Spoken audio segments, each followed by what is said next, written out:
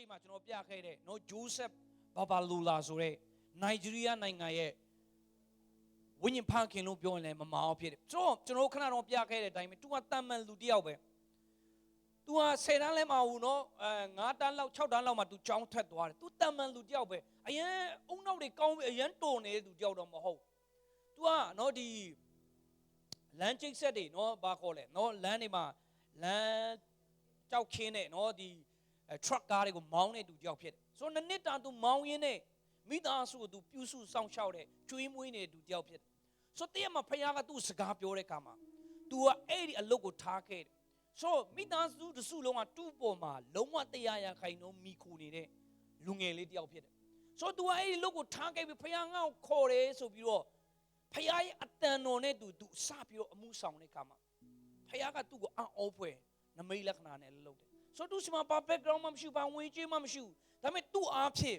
ဖခင်ဟာကြီးမားတဲ့နမိတ်လက္ခဏာတွေလုပ်တာမကဘဲနဲ့နိုင်ငံတနိုင်ငံလုံးကိုဖခင်ကအပြောင်းလဲဖြစ်စေခဲ့တယ်ဆိုတော့ तू ရတယ်ဆိုတော့ဘာလဲဆိုတော့ဖခင်ရဲ့ဗိတ်သိက်ခြင်းဖြစ်တယ်ဒါမှလူတယောက်ပါဒါမှလူတယောက်ကနေပြီးတော့ဆိုတော့ तू တာတည်သွားပြီမဲ့ဘာဘာလိုလာဆိုတဲ့ပုဂ္ဂိုလ်ကတော့တည်သွားပြီမဲ့သူ့ရဲ့နာမည်နဲ့သူ့ရဲ့ဗိတ်သိက်ခြင်းကမတည်သွားဘူးဖြစ်တယ်ဆက်ပြီးတော့သူ့ရဲ့ဗိတ်သိက်ခြင်းနဲ့အသင်းတော်ဆက်ပြီးတော့တိုးပွားနေတယ်ဟာလေလုယာဆိုတော့ကျွန်တော်ကြည့်တဲ့အခါမှာနော်ဆိုတော့ခဏတော့ပြောသလိုပုဂ္ဂိုလ်တွေအများကြီးပဲဆိုတော့သူတို့ရဲ့အခြေအနေကိုကြည့်တဲ့အခါမှာဘာမှတော့မဟုတ်ဘူးတင်းလောက်တောင်မှရုံမချောဟုတ်လားတင်းလောက်တောင်မှတားမဖြူကြအောင်တင်းလောက်တောင်မှစာမတက်ပိမတက်တွေဖြစ်တယ်ဒါပေမဲ့သူတို့ကနိုင်ငံတွေကိုပြောင်းလဲလွတ်ခဲ့တဲ့ပုဂ္ဂိုလ်တွေဖြစ်တယ်ဆိုတော့သူတို့ထဲမှာရှိတဲ့တခုတီးတော့အရာကဘာလဲဆိုရင်ဗိတ်သိက်ခြင်းဖြစ်တယ်ဟာလေလုယာဆိုတဲ့အဲ့ဒီဗိတ်သိက်ခြင်းတဲ့ထဲမှာအောက်ပွဲအလုံးလုံးလာတယ်ဆိုရင်တင်းတီလဲလူပေါင်းများစွာကိုကောင်းချီးဖြစ်စေတော့သူဖြစ်လိမ့်မယ်တင်းအပြင်မဖြစ်နိုင်တဲ့အရာတွေများစွာဖြစ်လာမယ်လို့ကျွန်တော်သူယုံကြည်တယ်ဟာလေလုယာလူအုံနောက်နဲ့ချမ်းစီလို့မရတဲ့ဖခင်ရဲ့အမှုပြုခြင်းတွေကတင်းနဲ့ကျွန်တော်ရဲ့အသက်တာအဖြစ်ဖခင်လုံးလုံးမှာဖြစ်တယ်ဟာလေလုယာဒါကြောင့်ကျွန်တော်တို့ဒီကာလမှာဖခင်ရဲ့ဗိတ်သိက်ခြင်းကိုအထူးဆံရဖို့အတွက်လိုအပ်တယ်အာမင်ဆိုကျွန်တော်ချမ်းသာကိုထဲမှာကြီးတဲ့ခါမှလည်းထုံနည်း၎င်းပဲဒိုင်လာဆိုရင်ဘာမှမရှိဘူးလူငယ်လေးတယောက်ဒိုင်လာဆိုရင် तू ဟာသူများနိုင်ငံမှာကျွန်နေနဲ့တုံ့ပန်းနေနဲ့ခေါ်ဆောင်ချင်းခံရတဲ့လူတယောက်ဖြစ်တယ်ဒါပေမဲ့နိုင်ငံပေါင်းများစွာကိုအုပ်ချုပ်နေတဲ့နေပုတ်ခတ်နေစာကဘာကြောင့်ဒိုင်လာရှိမှပြတ်ဝရတာလဲသူ့ဗိတ်သိက်ခြင်းကြောင့်ဖြစ်တယ်တကယ်တော့ तू ကရောင်းစားခံရတဲ့သူသူများနိုင်ငံမှာကျွန်နေတဲ့ညင်ပန်းနှိမ့်ဆက်ဖို့ရန်အတွက်ခေါ်ဆောင်သားခြင်းခံရတဲ့သူကြောင့်ဖြစ်တယ်ဒါပေမဲ့ဗိတ်သိက်ခြင်းကြောင့်ဘုရင်အတုရှိမှဒူထောက်တယ်ဟာလေလုယာဘုရင်အတုရှိမှဝန်ခံတယ်အဲ့ဒါဘာလဲဗိတ်သိက်ခြင်းတကူကြောင့်ဖြစ်တယ်ဟာလေလုယာတော့ဒီနေ့အဲ့ဒီဗိတ်သိက်ခြင်းကဖခင်ကကျွန်တော်နဲ့တင်ကိုပေးထားပြီးသားဖြစ်တယ်ဟာလေလုယာဟာလေလုယာတော့ကျွန်တော်နဲ့တင်ဒီနေ့ချစ်တဲ့မိသားစုအသင်းတော်မှာရှိတဲ့မိသားစုဝင်တိုင်းတေဟာလောက်ဆောင်မှုခတ်တိုင်းထဲမှာဗိတ်သိက်ခြင်းလိုအပ်တယ်အာမင်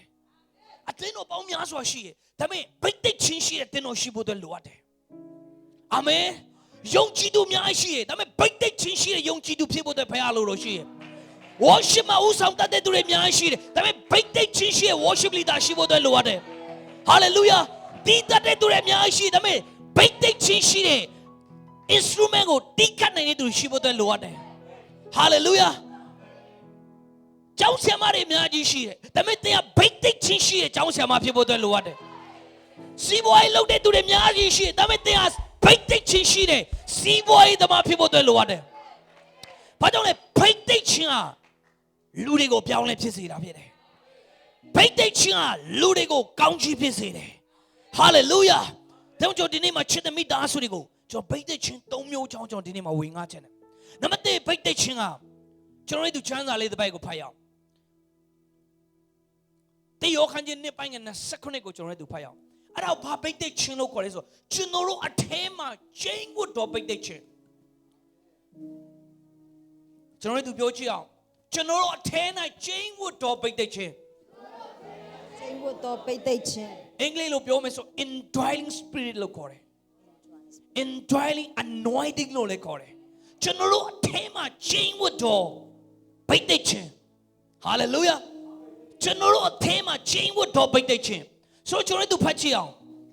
တို့တော်လဲတန်ရှင်းတော်မူသောဘုရားသခင်၏လက်မှသင်တို့ခံရသောဗိသိက်ကျေးဇူးတော်သည်သင်တို့၌ရှိသည်ဖြစ်၍အဘယ်သူမျှသင်တို့ကိုဆုံးမဩဝါဒပေးเสียအကြောင်းမရှိထိုဗိသိက်ကျေးဇူးတော်သည်ဖြစ်အောင်ဆောင်သည်မဟုတ်အမှန်ဖြစ်လျက်ခတ်သိမ်းသောအရာတို့ကိုသင်တို့အားသွန်သင်တော်မူသည့်အတိုင်းသင်တို့သည်သားတော်၌တည်နေကြလော့ ဟာလေလုယာတန်ရှင်တော်မူတော့ဖခင်ရဲ့လက်တော်မှာသင်တို့ခံရတော့ဗိသိက်ကျေးဇူးတော်ဒီသင်တို့၌ရှိသည်ဖြစ်၍သင်တို့၌ရှိသည်ဖြစ်၍ဟာလေလုယာ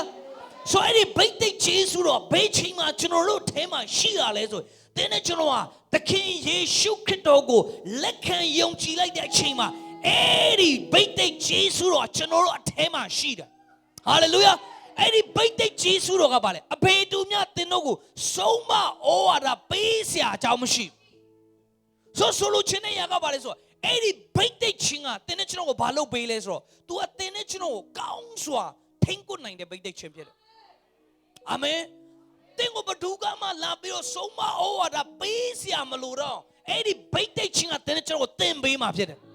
အဲ့ဒီဗိသိက်ချင်းကသင်နဲ့ကျွန်တော်ကိုဥဆောင်မှာဖြစ်တယ်ဟာလေလုယာအာမင်ထိုဗိသိက်ကျေးဇူးတော်သည်ဖြစ်အောင်ဆောင်နေမဟုတ်ဘူးအမှန်ဖြစ်လျက်ခတ်သိမ်းသောຢာတို့ကိုသင်တို့အားသွန်သင်တော်မူသည့်အတိုင်းဖြစ်အောင်ဆောင်တာမဟုတ်ဘူးအမှန်ဖြစ်ပြီးတော့ဘာလို့လဲခတ်သိမ်းသောຢာတို့ကိုသင်တို့အားသွန်သင်တော်မူမယ်ဟာလေလုယာဆိုသည်ကျွန်တော်ထဲမှာချင်းဝတ်တဲ့ဗိသိက်ချင်းကကျွန်တော်တို့ကိုခတ်သိမ်းသောຢာမှာသူကသွန်သင်ပေးခြင်းဟာလေလုယာတရားဘလို့ဟောရမလဲသူသွန်သင်မယ်အာမင်စီးပွားရေးဘယ်လိုလုပ်ရမလဲသူတွင်တင်တယ်ဆိုတော့ဒီမှာပြောတယ်ခတ်သိမ်းသောအရာတို့ကိုသင်တို့အားတွင်တင်တော်မူသည့်တိုင်ကျွန်တော်တို့အဲမှာအဲ့ဒီဗိသိက်ချင်းကသင်ကိုဘယ်လိုစီးပွားရေးလုပ်ရမလဲဒီလူတွေကိုဘယ်လိုတွင်တင်ရမလဲဒီလူတွေကိုဘယ်လိုစကားပြောရမလဲဟာလေလုယာတခါတည်းဖေအိုင်ဗိသိက်ချင်းနဲ့မှုတော်ဆောင်နေသူတွေကိုချီးတဲ့အခါမှာကျွန်တော်တခါလေကျရင်ကျွန်တော်ဝိညာဉ်ဖခင်ကြီးဖြစ်တဲ့ဆရာကြီးကိုလည်းကျွန်တော်စဉ်းစားတယ်ဖေအိုင်ဒီယာတွေထွက်လာတာလေကျွန်တော်စဉ်းစားတယ်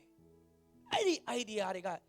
ကြိုတင်ကြံစီထားတာမျိုးမဟုတ်ဘူးအဲ့ဒါဘာကြောင့်လဲဆိုတော့ခတ်သိမ်းသောຢာတို့ကိုသင်တို့အားတွန်းတင်တယ်ဟာလေလုယာကျွန်တော်ထဲမှာအဲ့ချင်းဝတ်တဲ့ဝိညာဉ်တော်ဟာကျွန်တော်တို့ကိုရုပ်တရက်ဟာလေလုယာ तू အတွန်းတင်လိုက်တယ်အာမင်ရုပ်တဲ့ तू ကဘလို့စကားပြောရမလဲဆိုတော့ तू အတွန်းတင်လိုက်တယ်အာမင်ဒါကြောင့်ဗိသိက်ချင်းဆိုတာကဗိသိက်ချင်းဆိုတာတီးတန့်ဖယ်ထားခြင်းလို့လည်းသိပေးရတယ်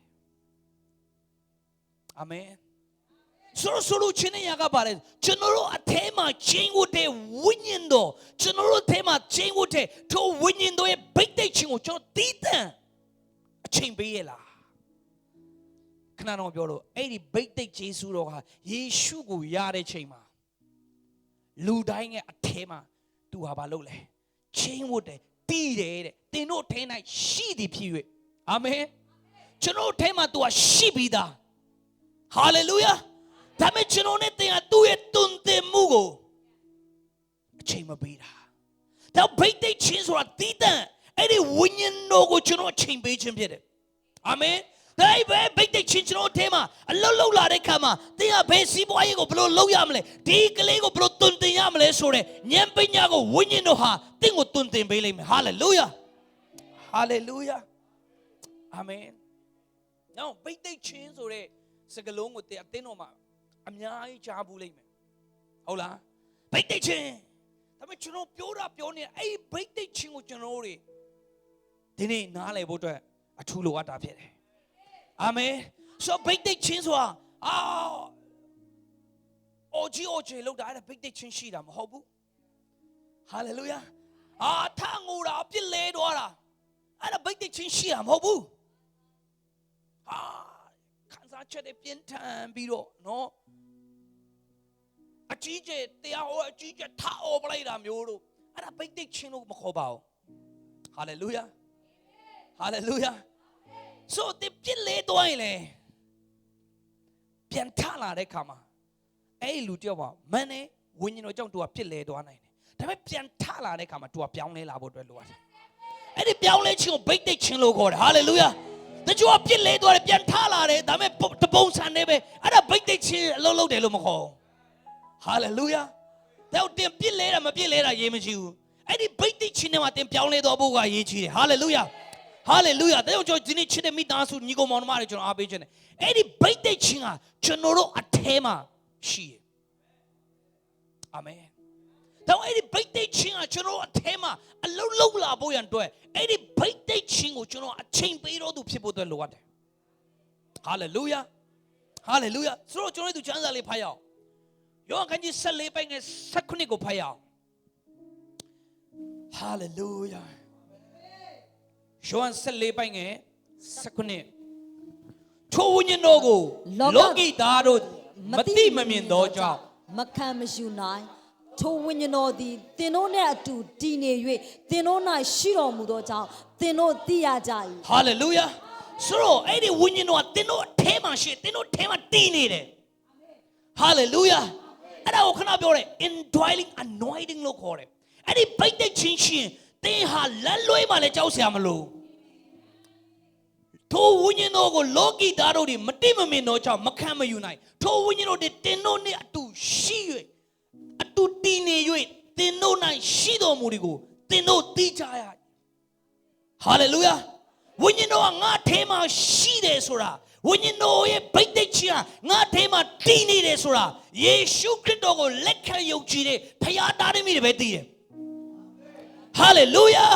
သင်ယေရှုကိုရတယ်ဆိုရင်သိချတယ်ဝိညာဉ်တော်သင်ထဲမှာတည်နေတာဖြစ်တယ်သင်ထဲမှာရှိနေတယ်ဟာလေလုယာအဲ့ဒီဝိညာဉ်တော်ကခသိန်းတော်မူတွေကိုလုံနိုင်တော်ဖခင်ဖြစ်တယ်ဟာလေလုယာအာမင်ဟာလေလုယာတော့ကျွန်တော်အားပေးခြင်းနဲ့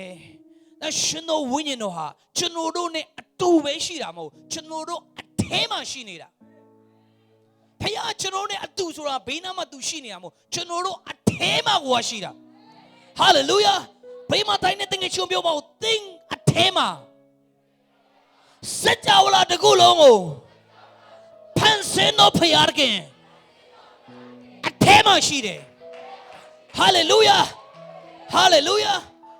ဆိုတဲ့နေမှာဟိုရေးချင်းမရှိလို့ဒီရေးချင်းမရှိလို့စေတမ်းမအောင်လို့ငါပညာမတတ်လို့ငါ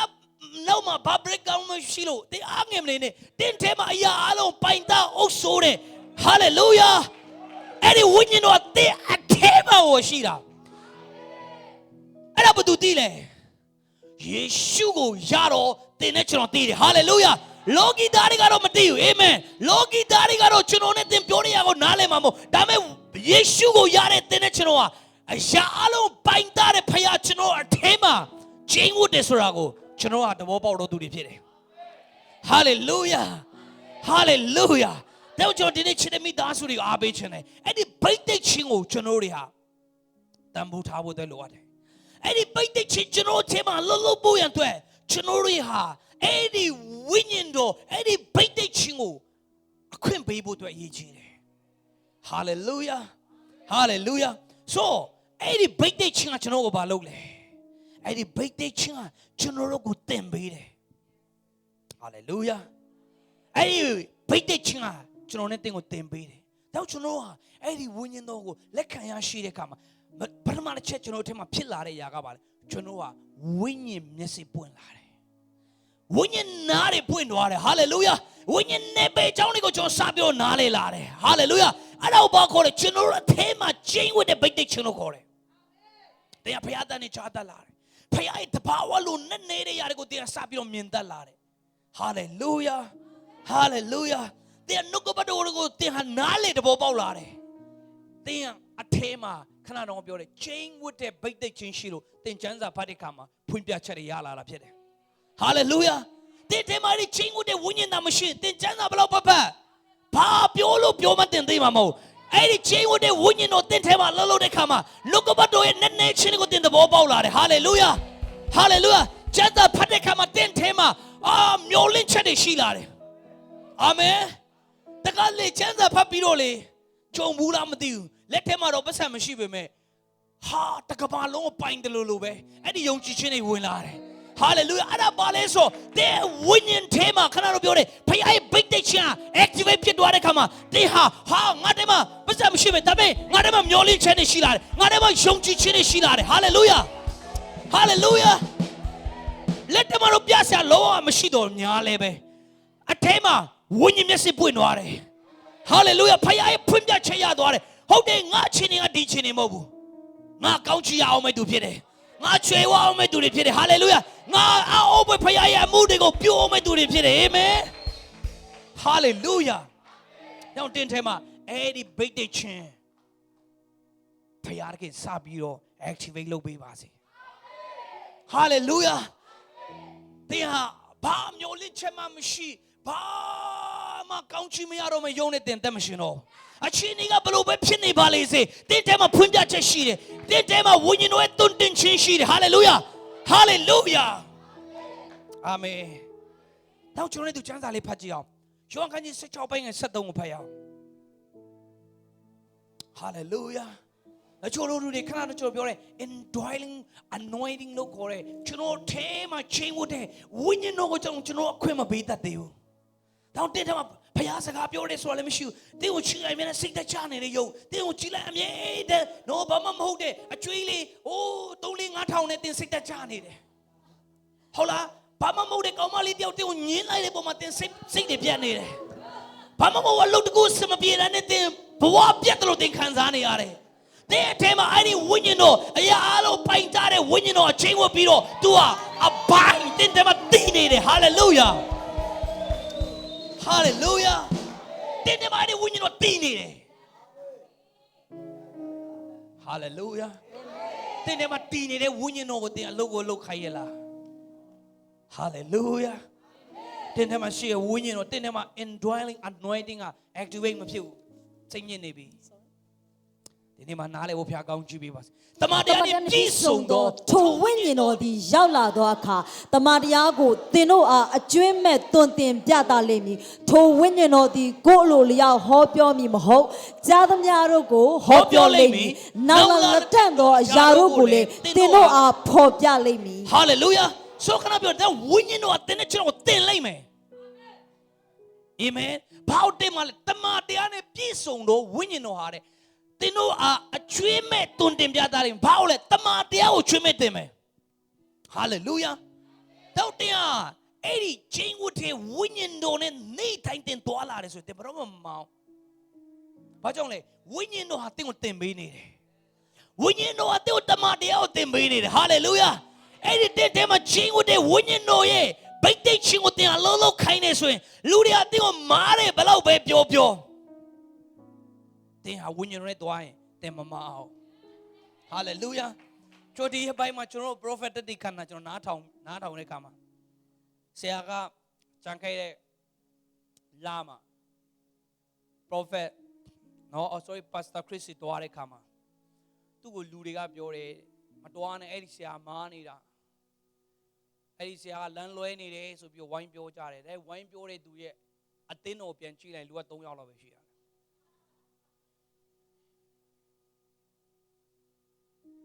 မားနေတယ်လို့ပြောတဲ့သူက3ယောက်လောက်ပဲရှိရမားလားမမားလားမသိဟိုမှာမှန်ကန်လုပ်တဲ့သူကနိုင်ငံရဲ့ကဘာရဲ့တဝက်လောက်ကိုလွှမ်းမိုးထားတဲ့သူတွေဖြစ်တယ် Hallelujah တပတ်တရားဟောရင်နော်တကဘာလုံးမှာရှိရတနိုင်ငံလုံးမဟုတ်နော်တကဘာလုံးမှာရှိရလူဦးရဲ့တဝက်လောက်ကိုတရားဟောတဲ့ပုဂ္ဂိုလ်ဖြစ်တယ် Hallelujah Hallelujah ဘာကြောင့်လဲဝိညာဉ်တော်ဟာတမန်တရားနဲ့ပြည့်စုံတဲ့ဝိညာဉ်တော်ဖြစ်တယ်တဲ့အဲ့ဒီဝိညာဉ်တော်အသင်နဲ့ကျွန်တော်ဘာလုပ်မလဲတမန်တရားကိုအကျွေးမဲ့တွင်တင်မယ် Hallelujah တဲ့မို့ခဏတော့ကျွန်တော်ပြောတယ်တေယောကညနေပိုင်းနဲ့29မှာတခြားတော့ဩဝါဒတွေကျွန်တော်ထဲမှာတင်စရာတော့မလိုကျွန်တော်ထဲမှာအဲ့ဒီဝိညာဉ်တော်တမန်တရားကိုဘာလုပ်တာလဲအကျွေးမဲ့တွင်တင်ဆိုတေချာပြောထားတယ်ဝိညာဉ်တော်ကတင့်ထဲမှာချင်းဝတ်တယ်အဲ့ချင်းဝတ်တဲ့ဝိညာဉ်တော်ဟာဘာပြောလဲကြားသမျှတော့ကိုဟောပြောလိမ့်မည် तू ကကိုယ့်လိုလျောက်ဟောပြောတာမဟုတ်ဝိညာဉ်တော်ခံစားချက်တိုင်းဟောတာမဟုတ်ဝိညာဉ်တော်ကယေရှုပြောတဲ့အတိုင်းဟောတာဝိညာဉ်တော်ခမဲတော်ပြောတဲ့အတိုင်းဟောတာ Hallelujah Hallelujah ဆိုကျွန်တော်နဲ့တဲ့အထဲမှာအဲ့ဒီခဏပြောတဲ့ချင်းဝတ်တဲ့ဗိတ်တိတ်ချင်းအဲ့ဒီဗိတ်တိတ်ချင်းအတင်းကိုတင်ပေးလိမ့်မယ်အဲ့ဒီဗိတ်တိတ်ချင်းအတင်းကိုလမ်းပြလိမ့်မယ် तू အတင်းကိုတင်ပေးမယ်တင်းကိုလမ်းပြမယ် Hallelujah Hallelujah ဆိုအဲ့ဒီဗိတ်တိတ်ချင်းကနောက်တစ်ခုကျွန်တော်ထဲမှာဘာဖြစ်စေလဲဆိုအဲ့ဒီဗိတ်တိတ်ချင်းကကျွန်တော်တို့ထဲမှာယုံကြည်သူတယောက်ရဲ့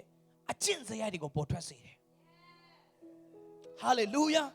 တော့တင်ဟာအ ထဲမှာချင်းကိုတဲ့ဝိညာဉ်တော်နဲ့တင်ဟာမိသားရအဖွဲ့လေလေတဲ့ထဲမှာခဏပြောတယ်ယုံကြည်သူရဲ့အသက်ရှင်မှုသူရဲ့ character ဆိုတဲ့ဝမ်းမြောက်ခြင်းရှိလာတယ်မင်းဘာကြောင့်ဝမ်းမြောက်တာလဲထီပေါက်လို့မဟုတ်ဘူးကောင်းမလေးဖြစ်ပြီးလို့မဟုတ်ဘူး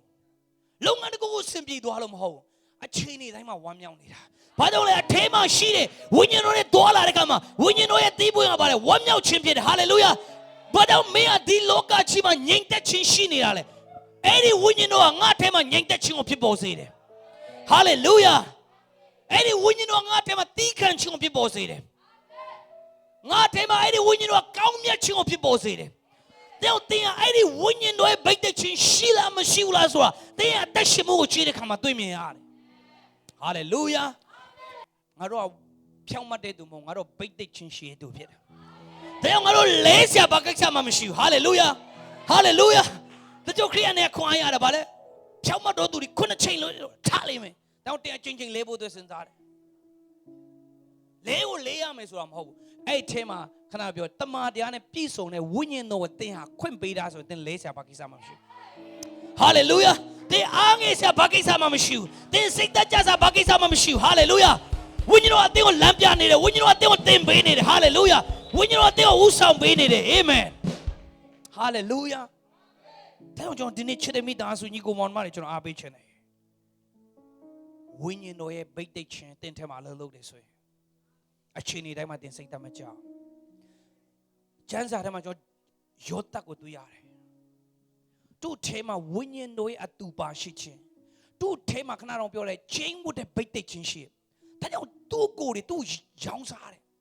စိတ်တမကြောက်ဟာလေလုယာအာမငယ်ဟာတော်ပြီငါမျိုးလင်းချက်တွေပြည့်စည်သွားပြီငါမျိုးလင်းထားတဲ့ငါရဲ့ယူပါယုံဟာအခုကြည့်တွင်းလေးကိုချပြီးတော့အကုန်ပြည့်စည်သွားပြီ no စိတ်ကိုမလှုပ်ရှားတာဟာလေလုယာဘာလဲငါအထဲမှာဝိညာဉ်တော်ငါ့ကိုကောင်းဆုံးလမ်းပြနေတယ်ဝိညာဉ်တော်ငါ့ကိုကောင်းဆုံးတွင်တင်ပေးနေတယ်ဝိညာဉ်တော်ငါ့ကိုလက်မကိုမပေါ်အကောင်းဆုံးလမ်းကိုပြနေတယ်ဟာလေလုယာတခါတလေကိုယ့်ကိုကြည့်မယ်ဆိုရင်တော့ယောသတ်လမ်းမတော့ပြီသူ့လမ်းကအေဂရုဘီကိုသွားမယ်လမ်းမမဟုတ်တာသူရရတဲ့ယူပါအောင်ဟာသူ့ရဲ့အကိုတွေသူ့အဖေကိုတော့မှပြန်ပြီးတော့လွမ်းမိုးမယ်ယူပါယုံအခုကသူ့ကိုပို့တဲ့လမ်းကမားနေတယ်လို့ဖြစ်နေဒါမှကျွန်တော်ပြပြချင်တယ်ဝိညာဉ်တော်လမ်းပြတဲ့တမန်တရားနဲ့ပြည့်စုံတဲ့ဝိညာဉ်တော်လမ်းပြတဲ့အရာဘယ်တော့မှမမအောင်ဟာလေလုယာဝိညာဉ်တော်နဲ့တင်သွားတဲ့ဝိညာဉ်တော်ရဲ့ဥဆောင်မှုနောက်ကိုတင်လိုက်တယ်ဆိုရင်တင်ဘယ်တော့မှမမအောင်ဟာလေလုယာယောသတ်တဲ့တောက်ချီးတဲ့ခါမှာကျွန်တော်တို့ရတယ်ငါမားပြီထင်တယ်သူတခါမှတွေးမိမှာမဟုတ်ဘာကြောင့်လဲငါတို့ဖတ်တဲ့သူတွေကမားပြီလို့ထင်ကောင်းထင်လိမ့်မယ်ဒါပေမဲ့သူ့ထဲမှာမားတယ်လို့တခါမှမခံစားရဘူးဘာကြောင့်လဲသူ့ထဲမှာအဲ့ဒီဝိညာဉ်တော်ဟာလမ်းပြနေတယ်အဲ့ဒီဝိညာဉ်တော်ကသူ့စကားပြောနေတယ်ဟာလေလုယာအာမင်ခဏတော့ကြော်ပြောတယ်ဘာလို့လား तू စပြီးတော့အဲ့ तू truck မောင်းတဲ့အလုပ်ကိုထားပြီးတော့စပြီးတော့ဖျားမှုတို့ထဲမှာတွားမယ်လို့ဆုံးဖြတ်တဲ့ခါမှာလူအားလုံးဝိုင်းပြီးလက်ညှိုးထိုးတယ်မင်းမှားပြီမင်းကမိသားစုကိုစွန့်ပြီးတော့တရားဟောဖို့တဲ့ရွေးချယ်တယ်မင်းမှားပြီမင်းမိသားစုကိုတာဝန်မရှိတော့လားမင်းမှားပြီဒါမဲ့ဝိညာဉ်တော်သူ့ဦးဆောင်တဲ့ခါမှာ तू မမှားဘူးဟာလေလုယာဟာလေလုယာမင်းမမှားဘူးဝိညာဉ်တော်ဦးဆောင်မှုနဲ့တွားတဲ့ခါမှာ तू မမှားဘူးဆိုတာကိုတကဘာလုံးဘုရားသိရတဲ့ခွင့်ဘုရား तू ကိုပေးတယ်ဟာလေလုယာဒါဒီနေ့ချစ်တဲ့မိသားစုကြီးကိုမောင်မတို့ကျွန်တော်အားပေးခြင်းနဲ့တဲ့အထဲမှာ indwelling anointing ရှိတယ်ဒါအဲ့ဒီ anointing ကိုသင် activate လုပ်ပါအဲ့ဒီဝိညာဉ်တော်ဟာသင်ကိုတမန်တရားနဲ့ညီလမ်းပြလိမ့်မယ်သင်ကို तू ကနေ့တိုင်းမှာသင်ပေးနေတယ်ဟာလေလုယာ तू ပြောခိုင်းတဲ့တိုင်းပြောပါ तू လုပ်ခိုင်းတဲ့တိုင်းသင်လုပ်ပါဟာလေလုယာ that's why တေချာတာတခုတော့သင်ကဘယ်တော့မှလမ်းမရောက်မှာမဟုတ်ဘူးသင်ကအမြင့်ဆုံးတဲ့နေရာကိုရောက်လာလိမ့်မယ်သင်ဟာယောသတ်လိုပဲသူတို့ဘာအားချရတဲ့ပုဂ္ဂိုလ်ဖြစ်လာအောင်အဲ့ဒီဗိတ်တိတ်ချင်တဲ့ကိုဦးဆောင်သွားလိမ့်မယ်ဟာလေလုယာဟာလေလုယာယောသတ်ပိုဒီဖာအိမ်ရောက်တဲ့ချိန်တော့ဘယ်သူမှသူ့အားချမှာမဟုတ်ဟာမားပြီလားမသိဘူးပို့ပြီးတော့အစင်သစ်မြင့်သွားတဲ့ထောင်ထဲကိုရောက်သွားတယ်ပို့ဆိုးသွားပြီထင်တယ်ဝိညာဉ်တော်ရဲ့ဦးဆောင်မှုဝိညာဉ်တော်ရဲ့တွင်တင်မှုတိုင်းသွားတဲ့လူရဲ့အသက်တာမှာဘယ်တော့မှမမအောင်လူတွေဘလို့မားတယ်ပဲပြောဟာလေလုယာ Mama Usora Payaga, do winning on it to the Tuyara Yola. Hallelujah. Hallelujah. Don't you know our patient? 80 big day chinga. You know Tema Lulu de Kama. You know Winnie Yama, group Pilaleme. They are Winnie Yama Shincha do Pilaleme. Hallelujah. They are Winnie Yadema, Balu Tuala Yamale Sore. They have two twin Shinya with Tide to Pilaleme. Hallelujah. Can I know your they are winning on a make the higher point that they do the Pilaleme. Amen. Not a two charity signing up winning no a tema she indwelling anointing with the activate low lamalo last one, not a third that go about it. Shonji to create a data character. Pianle laleme. Hallelujah. See, I told them a big day change here. They you need no wale. Kasi go there. Kule kasi go there. That's when they tell me winning no alone alone now. But only ten tema Zadi the boa Pobio near you. Now, ten times she a big day chingo, a lolo kind of the Lord, hallelujah. I need all the same machine. Didn't let them ha same machine you. That's why ten times chain would a winning her, a low boy and to a queen maya de usura. Janoto yare. Hallelujah. Hallelujah. That's your abachane. Number 10, can't be indwelling spirit. General a young chain see daima. Chain would be da, bite they chain, she be da, bite they chingo. General, I don't put that or do the people. Hallelujah. So the indwelling cannot be General Tema, Dine, winning no ne. General Tuala, touch him, she was Lame, I send a singer of your name, sign on. Lame send a singer, I don't name sign. They don't de ascend the Mateko, General Tambuta Tabulu. Near time I win you know a lampia chain. Hallelujah. Near time I win you know a cigar chain. Now you know near time I don't look up at Paniale. But don't you know devotion is you are. But don't need time you know Paya is a boy, a chain or you know a chain baby or not how yarale.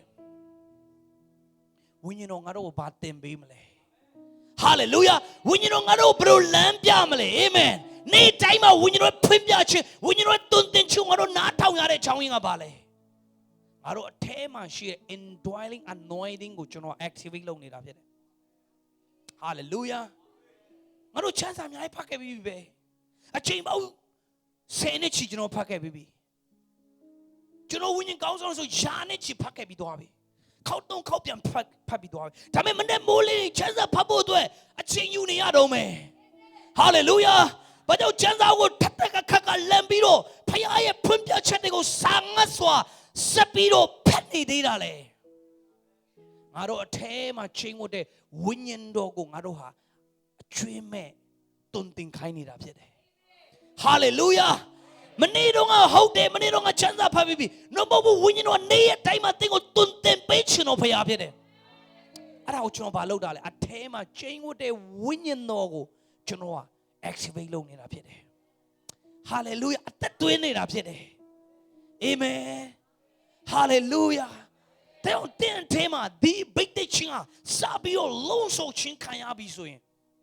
They are sad and below. You pin pianle to job pilale. The indwelling anointing a little in. But tomorrow my pianle, Tamatim pianle laleme. They are payapo sanga laleme. Hallelujah. They are nature the laleme. But only they tema indwelling anointing a sabio low de jamotiha. Ninchata lare. They are Sagabio so repiaule. Hallelujah. They are pianing and about their bacon to repilare. That was you yellow to pillar. But only that tema. When you know what, Tundin Lara Pede. Hallelujah. Penny of Eddie Simon Yavile. Hallelujah. Eddie Simon Mia, they also not a step go to our them if I know. Hallelujah. Amen. Chano Lucine Bate Chinga. I mean the car be lying. Lude and now I named Dwara. Lude Country Yara. So Eddie Yaga, not a step Kuma Malara. But also, Chinodo, a tema, Pusuya, my big chinga, indwelling, anointing the core. A chain would take, big chingo, Joe Pusuya. Any big chinga, little line. They are also the Madura. Hallelujah. They are dying name charo to repeal. They are mulling chatty shilad. ဆိုချမ်းသာတယ်မှာကျွန်တော်ကြည့်တဲ့အခါမှာဒါဝိဒ်ကိုတွေ့ရတယ်ဆိုဘိတ်တိတ်ချင်းတနည်းအားဖြင့်မှာကျွန်တော်သိတယ်ရှမွေလကိုဘာလုပ်ခိုင်းလဲစီဘူးထဲမှာစီအပြည့်ဖြည့်ခိုင်းပြီးတော့တွားတဲ့ရေရှေးအိမ်ကိုတွားပြီးတော့ရေရှေးတားတွေကိုတွားဘိတ်တိတ်ပေးလိုက်ဘိတ်တိတ်ချင်းကဘဒူကဖယားနဲ့ယဉ်နေနေတယ်အဲ့ဒီတွန်းလောင်းတဲ့စီဟာ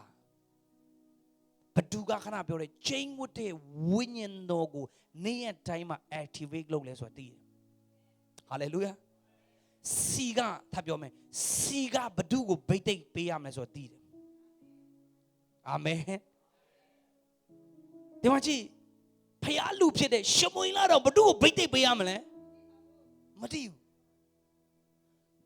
သူစားပြီးတော့သူ့ကိုချီကိုလောင်းမလို့တယ်စီကအလုံးမလုံးဘူးတောင်းကြော်ပြပြခြင်းနဲ့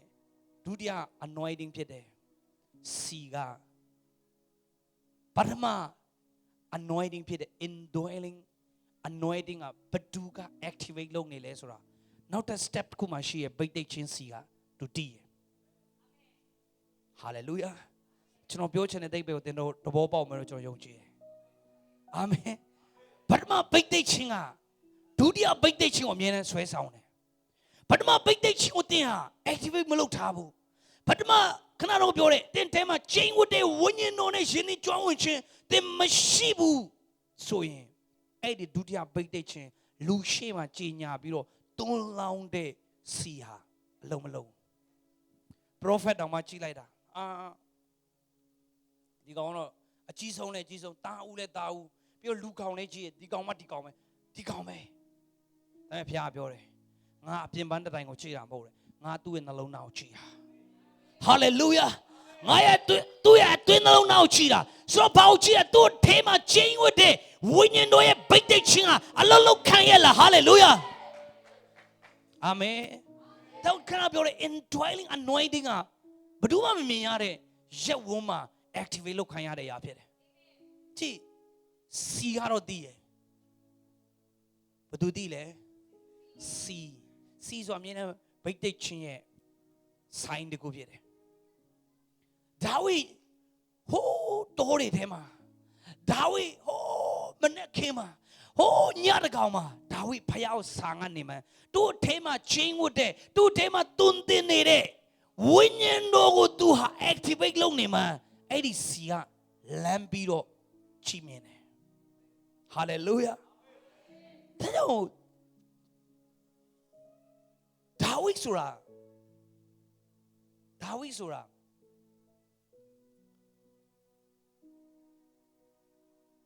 prophet ကြီးရှမွေလတည်ခဲ့တဲ့ပုဂ္ဂိုလ်မဟုတ်ဘူးဖခင်လည်းပြောတဲ့ကမှာတော့မရှိဒါဝိဒ်ကိုဗိတ်တိတ်ပေးပါလို့လည်းမပြောမင်းဘူးထဲမှာစီအပြည့်ထည့်ပြီးတော့ယေရှဲအိမ်ကိုသွားယေရှဲအိမ်ကိုရောက်တဲ့အခါမှာတယောက်ပြီးတယောက်နံပါတ်1မရအောင်နံပါတ်2မရအောင်နံပါတ်3မရအောင်နံပါတ်4မရအောင်နံပါတ်5မရအောင်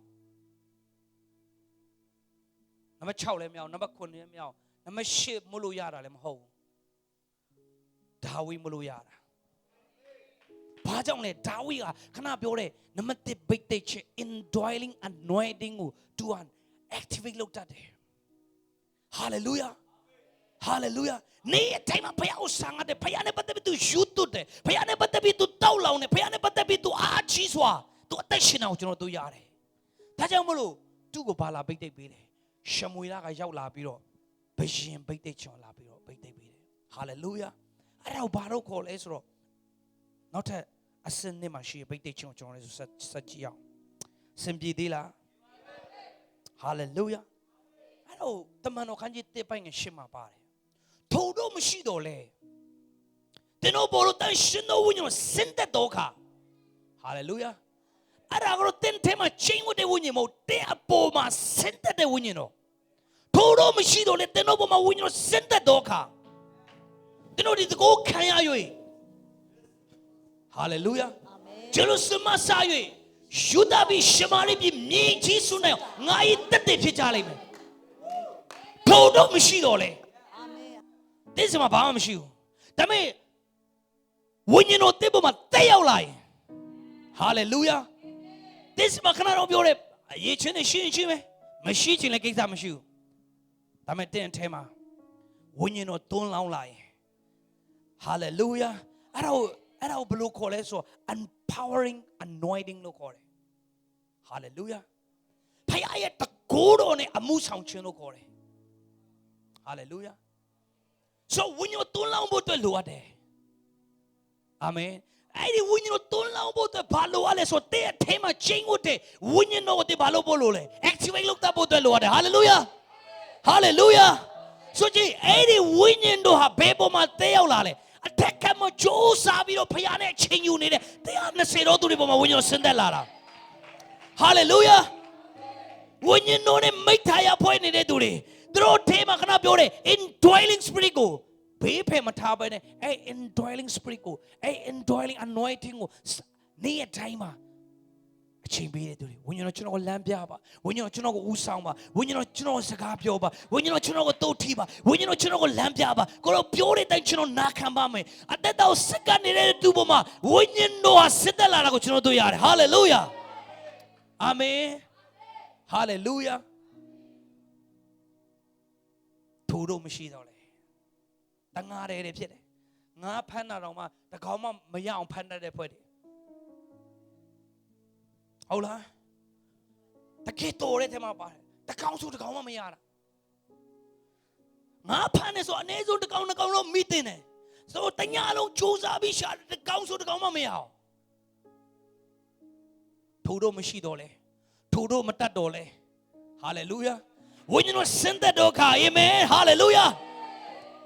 ဆိုဘာကြောင့်လူပေါင်းများစွာကပြောင်းလဲလာကြတာလေဘာကြောင့်လူပေါင်းများစွာကဆိုသူတို့ရဲ့ငွေကြီးကိုလာပြီးတော့ဖုံဩတာလေဗိတ်သိက်ချင်းကြောင်းဖြစ်တယ်ဟာလေလုယာဒီရဲ့ဘိုင်းထဲမှာဘုရားကျွန်တော်ထဲမှာရန်စကားပြောရရတာပဲကျွန်တော်မကြခင်မှာဖခင်ကအော်ဖွယ်ကောင်းတဲ့နမိတ်လက္ခဏာတွေဆက်လုံးမယ်။ဘာကြောင့်လဲကျွန်တော်အပေါ်မှာဖခင်ရဲ့ဝိညာဉ်တော်တွန်းလောင်းခြင်းဟာဒီထက်ပိုများလာဖို့အတွက်ရှိတယ်။ဘာကြောင့်လဲကျွန်တော်ဒီတဲ့ပိုဆံငါဖို့ကြောင့်ရှိ။ဘာကြောင့်လဲကျွန်တော်အထဲမှာရှိတဲ့အဲ့ဒီဝိညာဉ်တော် indwelling anointing ကိုနေ့တိုင်းမှာကျွန်တော် activate လုပ်ရင်ကျွန်တော်ပေါ်မှာအဲ့ empowering anointing ကဆက်ပြီးဆစ်ဆင်းလာအောင်ပါ hallelujah hallelujah တော့ခဏတော့ကျွန်တော်ပြခဲ့တယ်လူငယ်လေးတယောက်မိခင်တယောက်ကသူ့ကလေးတီးပြီးတော့ရောက်လာတယ်အားလုံးကအချောင်းပြချက်တယ်မျိုးပြောနေတဲ့အချိန်မှာ तू ကခတ်တီးပဲကလေးကိုချီပြီးတော့ဆူတောင်းပေးလိုက်တယ်မနေ့အနေငယ်ကြားတဲ့ကမှာအဲ့တီးနေတဲ့ကလေးဟာပြန်သက်ရှင်လာတယ်ဟာလေလုယာအဲ့ဒါဘာကြောင့်အဲ့ဒါဗိတ်သိက်ခြင်းကြောင့်ဖြစ်တယ်ဟာလေလုယာဟာလေလုယာအဲ့ဒါဗိတ်သိက်ခြင်းဖြစ်တယ်အာမင်ဟာလေလုယာဒါကြောင့်ကျွန်တော်ကအဲ့ outpouring empowering anointing ကျွန်တော်ပေါ်မှာတွန်းလောင်းလာရင်ကျွန်တော်ပတ်ဝန်းကျင်မှာရှိတဲ့သူတွေဟာတိုက်ကောင်းကြည့်ရလာအောင်မယ် hallelujah ချွေဝပိသားတို့တွေပို့ချွေဝလာအောင်မယ် hallelujah amen hallelujah ဒါကြောင့်ကျွန်တော်အတင်းတော်မှာချွေဝတဲ့သူတွေလိုတာမဟုတ်ဘူးသင်ဘိတ်သိက်ချင်းရှင်အဲ့ချွေဝတဲ့သူတွေပို့ချွေဝလာလိမ့်မယ်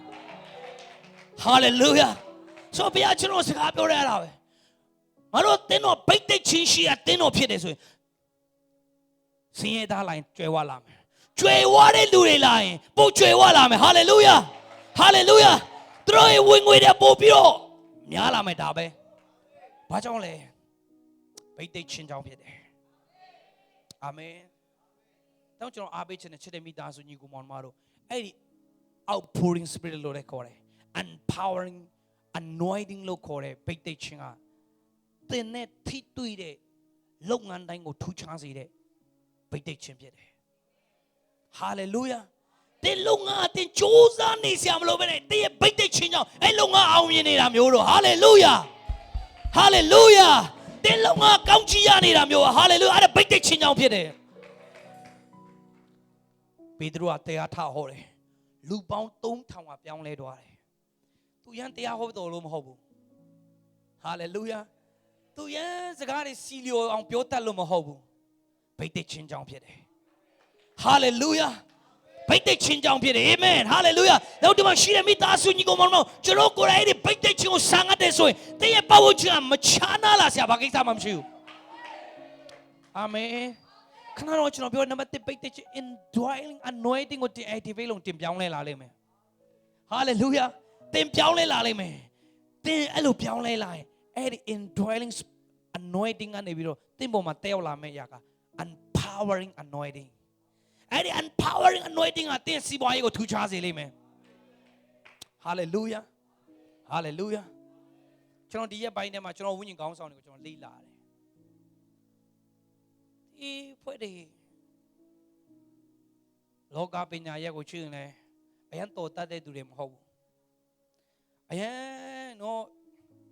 စီးပွားရေးဘွဲ့ဒီဂရီတွေလည်းဘာတင်တန်းတက်ထားလဲဆိုဘာမှတက်ထားတာကောင်းကောင်းကန်ရှိရမဟုတ်ဘာမှတက်ထားတာမရှိဘူး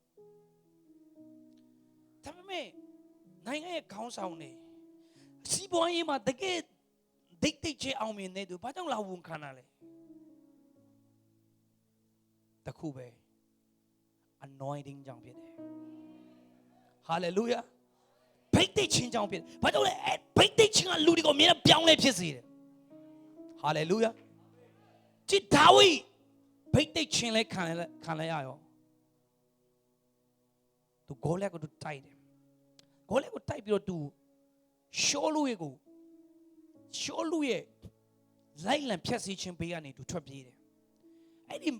အချိန်မှာသူ့စီကိုရောက်လာတဲ့သူတွေကဘယ်သူတွေလဲတထေးတွေတကြွယ်တွေမဟုတ်ဘူးသူ့စီကိုရောက်လာတဲ့သူဟာကျွေးတင်တဲ့သူတွေအမှုရောက်တဲ့သူတွေလောကမှာတုံးတဲတဲ့ကောင်တွေတိတ်မပအောင်ဒါမဲ့ဒါဝိပေါ်မှာတုံးလောင်းတဲ့ဗိတ်တိတ်ချင်းကြောင့်အဲ့ဒီလူတွေအားလုံးဟာတကယ် professional တွေဖြစ်လာတယ် hallelujah hallelujah တကယ်ဆရာကြီးတွေဖြစ်လာတယ်လူရောက်300ကိုတုတ်တစ်ချောင်းနဲ့ကျွေးတဲ့ဖွဲ့တွေထွက်လာတယ် hallelujah အဲ့ဒါဗိတ်တိတ်ချင်းဖြစ်တယ်ဟိုချင်းတဲ့တွင်ထဲမှာအောင်းနေတဲ့ချင်းတဲ့တော့မကြီးမြောက်ချင်းတဲ့တွင်နဲ့ဒီဆင်းပြီးတော့ဝင်ကျုံးနေသူတွေဖြစ်လာတယ်ချင်းတဲ့ကိုထွက်ပြေးတဲ့သူမဟုတ်ဘူး तू အေးလို့ထင်တယ်ချင်းတဲ့လည်းအေးလို့ဂူထဲမှာအောင်းနေတာ तू လည်းအေးလို့ဆိုအဲ့ဂူထဲဝင်သွားတော့ချင်းတဲ့ကိုတွေ့တယ်ဟာမထွက်ပြေးဘူးဂူတကူထဲမှာချင်းတဲ့နှကောင်မအောင်းတင်ဆိုကျွေးထည့်လိုက်တာတခါတည်းပဲ hallelujah hallelujah ဆိုအဲ့ဒီလူတွေအရင်တော့အရင်တတိရှိတဲ့သူတွေမဟုတ်ဘူးအစွမ်းနဲ့ပြည့်စုံတဲ့သူတွေမဟုတ်ဘူးဒါဝိပေါ်မှာသူ့လောင်းနဲ့ဗိတ်သိချင်းကြောင့်သူနဲ့ထိတွေ့တဲ့ဝန်းကျင်မှာရှိတဲ့သူတွေဟာပြောင်းလဲဖြစ်ကုန်တယ် hallelujah hallelujah hallelujah တော့ကျွန်တော်အားပေးခြင်းချစ်တဲ့မိသားစုညီကိုမောင်နှမတို့ဒီမှာရှိနေတဲ့ကျွန်တော်နဲ့တင်အားလုံးဟာအဲ့ဒီဗိတ်သိချင်းကိုတာ၍ဆံရတော်သူတွေဖြစ်ဖို့အတွက်လိုအပ်တယ်အဲ့ဒီဗိတ်သိချင်းကိုတာ၍ရှုတော်သူတွေဖြစ်ဖို့အတွက်လိုအပ်တယ် hallelujah hallelujah တင်းတို့ရဲ့တရုတ်ဆရာတယောက်ပဲ YouTube တင်ချန်ခဲ့လို့မရဘူး hallelujah အားလုံးအဲ့ဒီဗိတ်သိချင်းကို YouTube မဲ့ဆိုရင်ဒီမြို့တစ်မြို့လုံးပြောင်းလဲဖို့အတွက်ခဏလေးပဲ hallelujah အတင်းတော်ပြားကြီးကောင်းချီးပေးဖို့ခဏလေးပဲကျွန်တော်နဲ့တရားတဲ့ဗိတ်သိချင်းကို YouTube ရအောင် hallelujah hallelujah အဲ့ဒီဝိညာဉ်တော်ကျွန်တော်တွေဆံရအောင်အဲ့ဒီဝိညာဉ်တော်ရဲ့စကားပြောခြင်းတွေကိုတချိခဏတော့ကျွန်တော်ပြခဲ့တယ်ဘာလို့လားဆူတောင်းတာလဲဘယ်လိုဆူတောင်းတာလဲတမနဲ့အဲ့ဒီနောက်ပိုင်းမှာပါတယ်သူတငယ်ချင်းတယောက်ကအတူဆုံးဆူတောင်းရအောင်ဆိုပြီးသူခေါ်ဆူတောင်းလိုက်တာဆူစားတောင်းတယ်တနားကြာသွားတယ်ဟိုကညောင်းပြီးထားသွားတယ်အတူဆုံးဆူတောင်းတာတဲ့2နာရီကြာသွားတယ်ဒူးထောက်3နာရီကြာသွားတယ်မပြီးနိုင်ဘူးအတူဆုံး4နိုင်မပြီး9နိုင်မပြီးသေးဘူး6နိုင်မပြီးအတူဆုံးနဲ့ငါတို့6မိနစ်တောင်မကြာသူအတူဆုံးဆူတောင်းက6နိုင်လောက်ကြာတယ်ဟာလေလုယာအဲ့ဒါသူဘာလို့လဲသူအထဲမှာချိန်ဝတ်တဲ့ဝိညာဉ်တော်နဲ့သူဟာမိတ်ထိုင်ဖွဲ့ပြီးတော့သူအထဲမှာခဏတော့ပြောတဲ့ empowering anointing တယောက်လာဖို့အတွက်သူဟာဖခင်နဲ့ချိန်ယူနေတာ hallelujah hallelujah ဒါကြောင့်တင်ဟာခဏတော့ပြောလို့အဲ့ဒီဝိညာဉ်တော်တွန်းလောင်းလာတဲ့ကမတင်ပြောတဲ့စကားတွေကကောင်းချီးဖြစ်လာလိမ့်မယ်ဒီစကားပဲအကုန်လုံးလိုက်ပြောကြတာပဲယေရှုနာမနဲ့မင်းကြွယ်ဝပြီလိုက်ပြောကြတာသူများပြောရင်ကြွယ်ဝသွားတယ်ကိုပြောရင်မဖြစ်လာ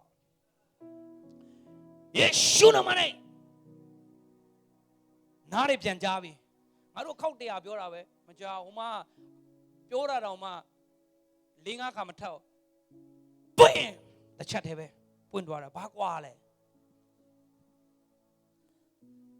ဘာကွာလဲအကုန်လုံးတူတူပဲဆရာ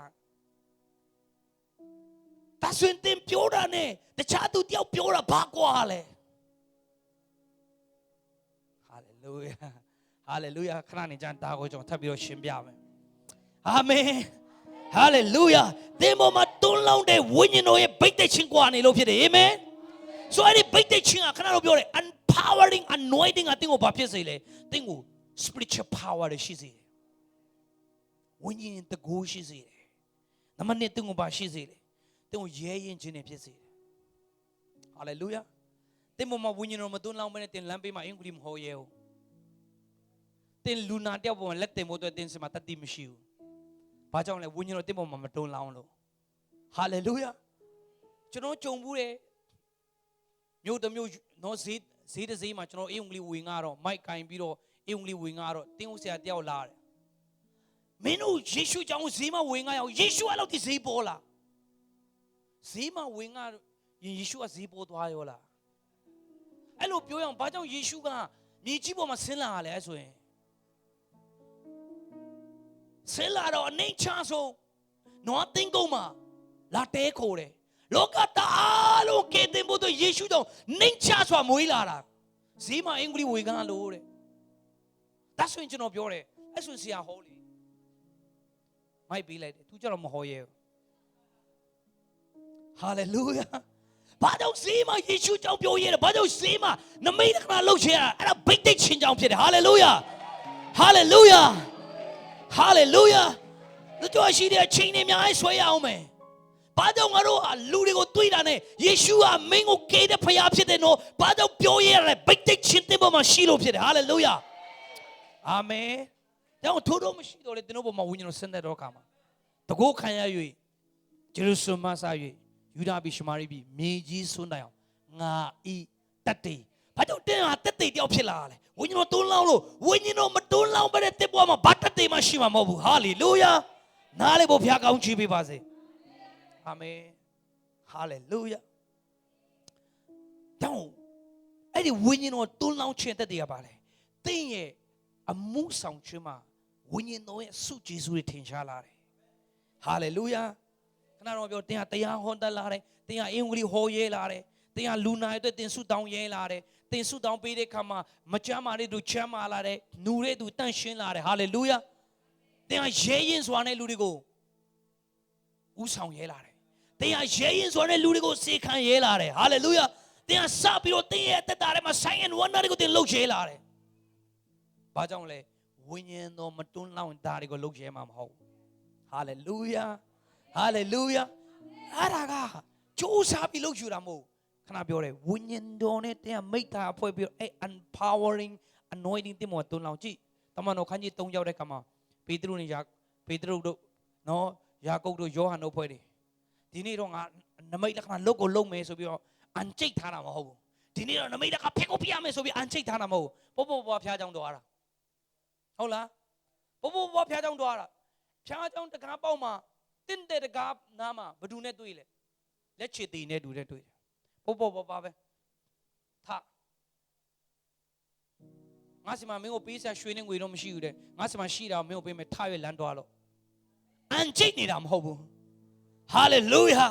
အန်ကျိတ်ပြီးလုပ်ရတဲ့လုပ်မဟုတ်ဘူးဗိတ်သိက်ချင်းဆိုတာဟာလေလုယာပို့ပဲငါဒီနေ့လုပ်ကိုလုပ်ရမယ်ဒီနေ့ငါတွေ့ရင်တော့ချရမယ်အဲ့လိုမျိုးမဟုတ်ပို့ပါပဲလမ်းကြုံလို့လုပ်လိုက်တာ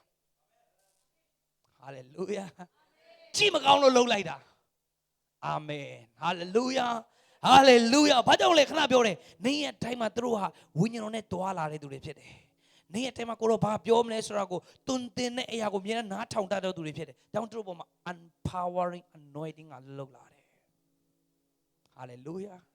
တင်ပေါ်မှာအဲ့ဒီဗိတ်သိက်ခြင်းတက်ရောက်လာတင်ဘာကြောင့်ကောင်းကြီးရလို့ရမှန်းတင်သိတော့မှာမဟုတ်ဘူးဟာလေလုယာဘာကြောင့်လူတွေချမ်းသာလို့ချမ်းသာတော်မှန်းတင်အောင်သိမှာမဟုတ်ဘူးဟာလေလုယာဘာကြောင့်လူတွေကလွတ်မြောက်တော်မှန်းတင်သိအောင်သိမှာမဟုတ်ဘာကြောင့်တင်တော့လူတွေလာတဲ့ကောင်မှာကောင်းကြီးရမှန်းတင်အောင်သိလိုက်မှာမဟုတ်ဘူးဘာကြောင့်လဲအဲ့ဒီ anointing ကလောက်သွားလိမ့်မယ်ဟာလေလုယာအာမင်တမန်တော်ခန်းကြီး၄ရောက်တဲ့ခါမှာအဲ့ဒီဗိတ်သိက်ချင်းကြောင့်လူတွေဟာအိမ်တွေမြေတွေရောင်းပြီးတော့ဗိမာန်တော်လာပို့တယ်ဟာလေလုယာဒါကြောင့်ကျွန်တော်ထဲမှာလည်းဘုရားစကားပြောတယ် ဟာဖျားအတွက်ပါဝင်မှာလို့ကျွန်တော်အများကြီးမပြောတော့ကျွန်တော်ပိတ်သိချင်းတာယူအတင်းတော်မှာဒီထက်တွန်းလောင်းဖို့အတွက်ကျွန်တော်ဆက်ကပ်မယ်ဒါတဲ့ဝိညာဉ်တော်တိုင်းရှုတော်မယ်ဟာလေလုယာဒါဆိုရင်လူတွေဟာရောက်လာလိမ့်မယ်ဟာလေလုယာအာမင်နားလေဖို့ဖျားကောင်းချီးပေးပါစေအာမင်ဟာလေလုယာဟာလေလုယာဟာလေလုယာနောက်တစ်ခုအဲ့ဒီဘိတ်တိတ်ချင်းတွန်းလောင်းတဲ့သူရဲ့အသက်တာထဲမှာသူကဘယ်တော့မှမာနမကြည့်ဘူးအဲ့ဒီဘိတ်တိတ်ချင်းကလူတွေကိုအစေခံဖို့အတွက်ဖြစ်တယ်အာမင်တော့ယေရှုကိုယ်တိုင်ပြောတယ်ငါဝိညာဉ်တော်ဘိတ်တိတ်တာဘာလို့ပို့အတွက်လဲငါလူတွေကိုစေခိုင်းဖို့အတွက်စေစားဖို့အတွက်မဟုတ်ဘူးတဲ့ငါလူတွေကိုလွတ်မြောက်ခြင်းပေးဖို့အတွက်မချမ်းမာတဲ့သူတွေကိုချမ်းမာစေဖို့အတွက်ချုံနှောင်ချင်းခံရတဲ့သူတွေကိုလွတ်မြောက်စေဖို့အတွက်လူတွေကိုအစေခံဖို့အတွက်ဝိညာဉ်တော်ဟာငါဘိတ်တိတ်ပေးတာဟာလေလုယာဟာလေလုယာနားလေဖို့ဖျားကောင်းချီးပေးပါစေအာမင်ဒီနေ့ချစ်တဲ့မိသားစုညီကိုမောင်နှမတို့ဒါဝိတက်တောက်ချီတဲ့ကမှာဒါဝိကဖခင်နဲ့ indwelling anointing ကိုတန်ဖိုးထားပြီးတော့သူလုပ်တဲ့ကမှာရှမွေလာသူ့ပေါ်မှာစီဘူးကိုဖွင့်ပြီးတော့စီဘူးနဲ့လောင်းပြီးတော့ empowering anointing လုပ်လိုက်တယ်အဲ့ empowering anointing ရတဲ့ခါမှာသူကဂေါလက်ကို fight ဖို့ကြောင်းဖြစ်လာတယ် hallelujah ကြည်ဘိတ်တိတ်ချင်းကသူများအတွက်ခက်ခဲတဲ့အရာတွေအားလုံးတင်းတွက်လွယ်ကူစေတနိုင်ငံလုံးကဖိတ်တုံပြီးတော့အဖြေရှာမရဖြစ်နေတဲ့ချိန်မှာဒါဝိဒ်ကရောက်လာပြီးတော့ဘယ်ကောင်လဲတဲ့အိုကြီးအိုကျယ်လုံနေတာဟာလေလုယာဟာလေလုယာဘာကြောင့်လဲဒါဝိဒ်ခွန်အားကြီးလုံးအားကြီးလို့မဟုတ်အရက်ရှည်လို့လည်းမဟုတ်ဘူးကျွမ်းကျင်လုံးအားကြီးလို့လည်းမဟုတ်ဘူးသူ့အထဲမှာဝိညာဉ်တော်ရဲ့ empowering anointing ရှိခါမှာသူများဆက်ခက်တယ်လို့မြင်နေမှုတွေသူ့အတွက်ဘာဖြစ်တယ်လွယ်တယ်ဟာလေလုယာဟာလေလုယာတင်ဟာခက်တယ်လို့မြင်နေတိစမှာဘိတ်သိက်ချင်းမရှိလို့ဖြစ်တယ်ဘိတ်သိက်ချင်းရှိလာရင်တင်ဟာလွယ်တယ်လို့မြင်လာလိမ့်မယ်ဟာလေလုယာဟာလေလုယာတနိုင်ငံလုံးစစ်မှုကျွမ်းကျင်တဲ့လူတွေအားလုံးကဂိုးလက်ကိုတိုက်ဖို့အတွက်အပြေရှာမရဖြစ်နေချိန်မှာဒါဝိဒ်ကဘာပြောလဲ is easy to me ငါတို့ရန်လွယ်လို့ငါကြည့်တယ် hallelujah ဘယ်အင်္ဂလိပ်စကားတွေထွက်လာတယ်လို့မသိဘူးနော်အဲ easy ဖြစ်လို့ငါကြည့်တယ်ကြည့်လေဘာမှလည်းမပြင်စင်ဘူးကြောက်ခဲလေးငါးလုံးသွားယူလိုက်တာစစ်တော့တိုက်ဖို့ကွာကြောက်ခဲငါးလုံးသွားကောက်ကင်လာတာသူတို့ easy ပဲ hallelujah ဟိုမှာကြောက်နေချိန်သူခတ်တည်တည်ပဲလောက်လွဲလေးဝေးပြီးတော့ပြစ်ထည့်လိုက်တာအဲ့ဒါ anointing ဖြစ်တယ်တင်ပေါ်မှာရန်ခက်ခဲနေတယ်ဆိုရင်တင်အထဲမှာ chain ဝတ်တယ် indwelling anointing activate လုပ်ဖို့အတွက်အကောင်းဆုံးချိန်ဖြစ်တယ်ဆရာရန်ခက်နေတယ်မိသားစုရန်ခက်နေတယ်ဟာစီးပွားရေးရန်ခက်နေတယ်ကျွန်တော်ဒီနေ့တင်းကိုဖြည့်ပေးမယ်တင်ထဲမှာ chain ဝတ်တဲ့ anointing ကိုတင်စပြီးတော့ activate လုပ်ပါသူများတွေခက်တယ်ဆိုရရတယ်တင်းတွေလွယ်ကူလာတဲ့ကာလရောက်လာလိမ့်မယ် hallelujah hallelujah hallelujah ဘိတ်တချင်းရှိရောတတ်တွေဖာရောရဘာဖြစ်ဖို့တော့ရန်လွယ်တယ်ပညာရေးလေးတင်စရာမလိုအာမင်အေဂသူရဲ့ပညာလေးတင်စရာမလိုအေဂရုပီကပေးတဲ့လက်မှတ်လည်းမလိုဘိတ်တချင်းကဖာရောရဲ့ဘာတက်ဖြစ်သွားရော hallelujah hallelujah ဟာဘိတ်တချင်းအရန်လွယ်ကူစေတယ်အာမင် hallelujah ဒါကြောင့်တင်ခက်ခဲနေလို့ခံစားဘိတ်တချင်းတင်အထဲမှာလှုပ်ဖို့အတွက်တင်ဆက်ကပ်ပါငါတို့မိသားစုဒီကာလမှာရန်ခက်ခဲလာတယ်လို့ပဲလို့တင်ခံစားရင်အဲ့ဒီဘိတ်တိတ်ချင်းကိုစပြီးတော့ activate လုပ်ပါ hallelujah အရန်လွယ်တယ်လို့တင်ခံစားလာရလိမ့်မယ်အာမင်အရန်လွယ်လို့တင်ခံစားလာရလိမ့်မယ် hallelujah ဆိုတော့ကျွန်တော်တို့ကျမ်းစာလေးဖတ်ရအောင်တမန်တော်38ကိုကျွန်တော်တို့ဖတ်ရအောင် hallelujah စင်ပြေသေးလား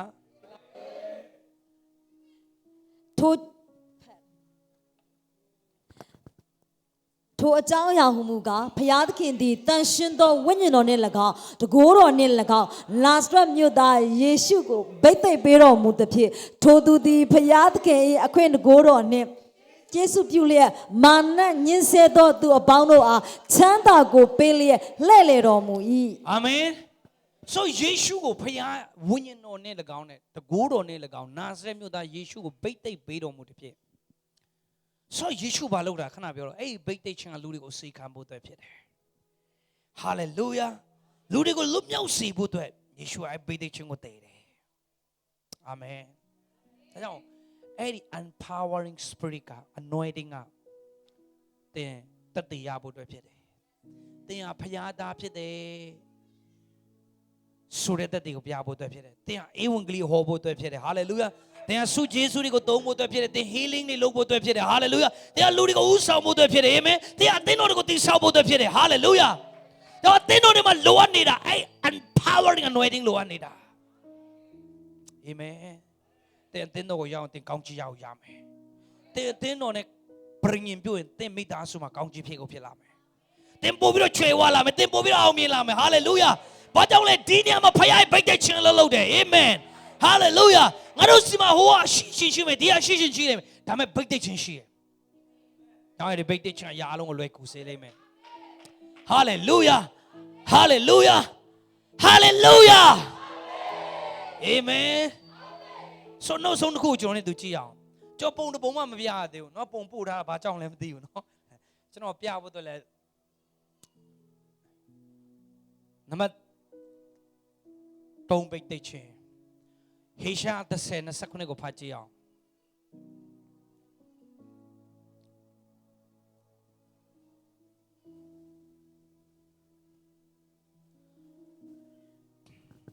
ထိုကာလ၌သူ၏ဝင်ကိုသင်၏ပခုံးပေါ်က၎င်း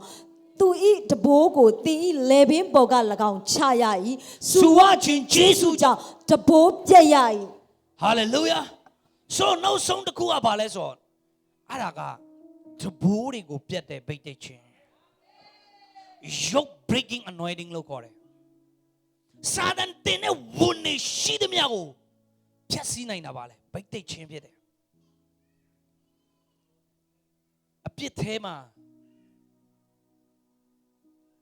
အပြစ်ထဲမှာမွေးလျော်နေသူအပြစ်ကိုထားခဲ့ပြီးတော့ဖျားနောက်ကိုလိုက်တာအဲ့ဒါဘာလဲဆိုခဏတော့ပြောတယ် yoke breaking anointing ဖြစ်တယ် hallelujah တဘိုးတွေကိုဖျက်ဆီးတဲ့ anointing တဲ့အတင်းတော်မိုင်းပိတ်တဲ့ချင်းရှိတဲ့အခါမှာမွေးစေဝါဆွဲနေလို့တယောက်ဟာမွေးစေဝါကနေလွတ်မြောက်သွားတယ်ဘာလို့လဲအဲ့ဒီပိတ်တဲ့ချင်းလို့ဖြစ်တယ် hallelujah ကြောက်ရွံ့နေတဲ့သူတယောက်ဆွဲလန်းခြင်းမူရစေဝါဟိုစားတိုင်းညင်းစေခြင်းမှာနှိမ့်ဆက်ခြင်းမှာခံရလူတယောက်ဟာအဲ့ဒီဗိတ်တိတ်ခြင်းအောက်လဲရောက်လာရောလွတ်မြောက်ကုန်တယ်။ဒါကြောင့်ကျွန်တော်အသင်းတော်သွားမယ်ဗိတ်တိတ်ခြင်းက yoke breaking anointing ဖြစ်တယ်။ hallelujah တချို့ကပြောတယ်ဆရာတို့ကြောင်းရောက်လာရင်မပြောင်းလဲနိုင်တဲ့သူတွေဘာကြောင့်ပြောင်းလဲသွားလဲ။ငါတို့လည်းဘာမှမလုပ်တတ်ဘူး။ဒါပေမဲ့ငါတို့တော့ easy ဖြစ်တယ်လား။ hallelujahပြောရဆိုရခက်တဲ့သူတွေဘာကြောင့်အသင်းတော်တွေရောက်လာတယ်ပြောင်းလဲလာလဲငါတို့တော့ easy ဖြစ်တယ်ဘာကြောင့်လဲငါတို့အသင်းတော်မှာ yoke breaking anointing ရှိတယ် hallelujah ဆိုဒီအောက်မှာတော့ပြောရနော်အောင်မြင်တယ်ငါတို့ထက်မှနော်ဘာမှတော့မလုပ်တတ်မယ်အောင်မြင်မယ်ဆိုတော့ယုံကြည်ခြင်းတွေရှိနေတယ်အဲ့ဒါဘာကြောင့်လဲတင်းကိုကြာရှုံးမယ်လို့စာရန်တင်ထားတဲ့ဝန်ကြီးကဘာဖြစ်သွားလဲပျက်စီးသွားတယ်hallelujah ကြောက်ရွံ့စရာတွေအားလုံးဝန်းရံထားပေမဲ့ငြိမ်သက်ခြင်းနဲ့ရှောက်သွားနေတာ hallelujah အဲ့ဒါ yoke breaking anointing ဖြစ်တယ် hallelujah hallelujah ဆိုဒီမှာနော်ရွေချက်ရှိရယ်ယူပေါင်းရှိရယ်ယူပေါင်းမရှိရတဲ့တယောက်ဟာဘာတင်ချင်းခံထားရလဲဆိုစာရန်ရဲ့ဝန်တင်ချင်းခံထားရတာဖြစ်တယ်hallelujah နားလေဖို့ဖျားခင်တင်းကိုကောင်းချီးပေးပါစေ hallelujah amen ဒါကြောင့်ဒီဘိတ်တိတ်ချင်းကအသင်းတော်မှာထူလို့ရတယ် amen ဆိုဒီဘိတ်တိတ်ချင်းကတင်းရဲ့ပြဿနာတွေကိုပဲဖြေရှင်းပေးမှာမဟုတ်ဘူး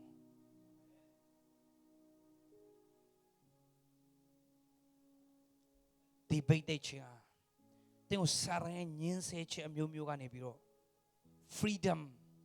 လွတ်မြောက်သွားစေမှာဖြစ်တယ်။ဆိုလွတ်မြောက်တာနဲ့ပြတ်တာနဲ့မတူဘူးနော်။ပြတ်တယ်ဆိုတာဘာလဲ။ခဏတာဆိုလူတယောက်ဟာမကောင်းတဲ့အချင်းတကူပြတ်သွားတယ်။ဥမာနီးစပ်ဆုံးပြောမယ်ဆိုတော့မွေးစေဝါတကူပြတ်သွားတယ်။ ဒါဆိုမကြခင်သူဘာပြန်လုပ်တော့မလဲပြန်တွေ့တော့မှာပြတ်သွားတာလေဒါပေမဲ့ဒီဘိတ်တိတ်ချင်းကဘာလုပ်တာလဲသူ့ကို freedom ဖြစ်သွားတာလွတ်မြောက်သွားတာ hallelujah တော့လွတ်မြောက်တာနဲ့ပြတ်တာနဲ့မတူတော့တချို့တို့နေရာမှာအရက်ဖြတ်ပေးတာဘာညာရှိရဲ့အရက်ဖြတ်တယ်ဒါပေမဲ့သူမရှိတော့ရင်အရက်ပြန်တောက်တယ်ဒါပေမဲ့အဲ့ဒီ yoke breaking anointing ဟာသူ့ကိုခဏတာပြတ်သွားစေတာမဟုတ်သူ့ကိုလွတ်မြောက်သွားစေတာ hallelujah အဲ့ဒီဘိတ်တိတ်ချင်းဒီမှာရှိတဲ့သူရောက်ချင်းစတိုင်းပေါ်မှာတက်ရောက်ဖို့အတွက်လိုအပ်တယ်အာမင်အရင်တော့အရန်ချိုက်ခဲ့တယ်ကျွန်တော်ကိုယ်တိုင်ကြိုက်ခဲ့တဲ့နော်အရက်တရှိအခုကအနံ့တော့မရတော့အဲ့ဒါအကဲပို့တာမို့ yoke breaking anointing အလုပ်လုပ်သွားတာဖြစ်တယ်ဆလိတ်နဲ့မခံနိုင်ဘူးဆလိတ်တောက်တဲ့လူနာမှာသွားနေအသက်ရှူကြတယ်လို့ဖြစ်လာတယ်ဟာဒီဖွဲ့တဲ့အရန်ကဲလုံးအားကြီးရဲ့နော်ကဲတာမဟုတ် yoke breaking anointing အလုပ်လုပ်နေတာ hallelujah freedom ဖြစ်သွားတာ hallelujah အကဲပို့တာမဟုတ်ဘူးအဲ့ဒီအဘိတ်တဲ့ချင်းအလုပ်လုပ်နေတာဖြစ်တယ် hallelujah ဘာကြောင့်လဲအဲ့ဒီဘိတ်တဲ့ချင်းကခဏပြောတယ်အပြစ်တွေအားလုံးကိုလုံးဝဖျက်ဆီးလိုက်တာဖြစ်တယ်စာရန်တင်တဲ့ဝန်နဲ့အားလုံးဖျက်ဆီးလိုက်တာဖြစ်တယ် hallelujah နားလည်ဖို့ဖျားခင်သင်ကောင်းချီးပေးပါစေ။ဒါကြောင့်ဒါဝိဒ်ဟာရှမွေလသူ့ဘိတ်တိတ်ပေးပြီးနောက်ပိုင်းမှာသူကအဲ့ဒီ yoke breaking anointing ရတယ်။ဒါကြောင့်သူကြည့်သူစပြီးတော့ဆောင်းတီးတဲ့အခါမှာနတ်ဆိုးဆွဲနေတဲ့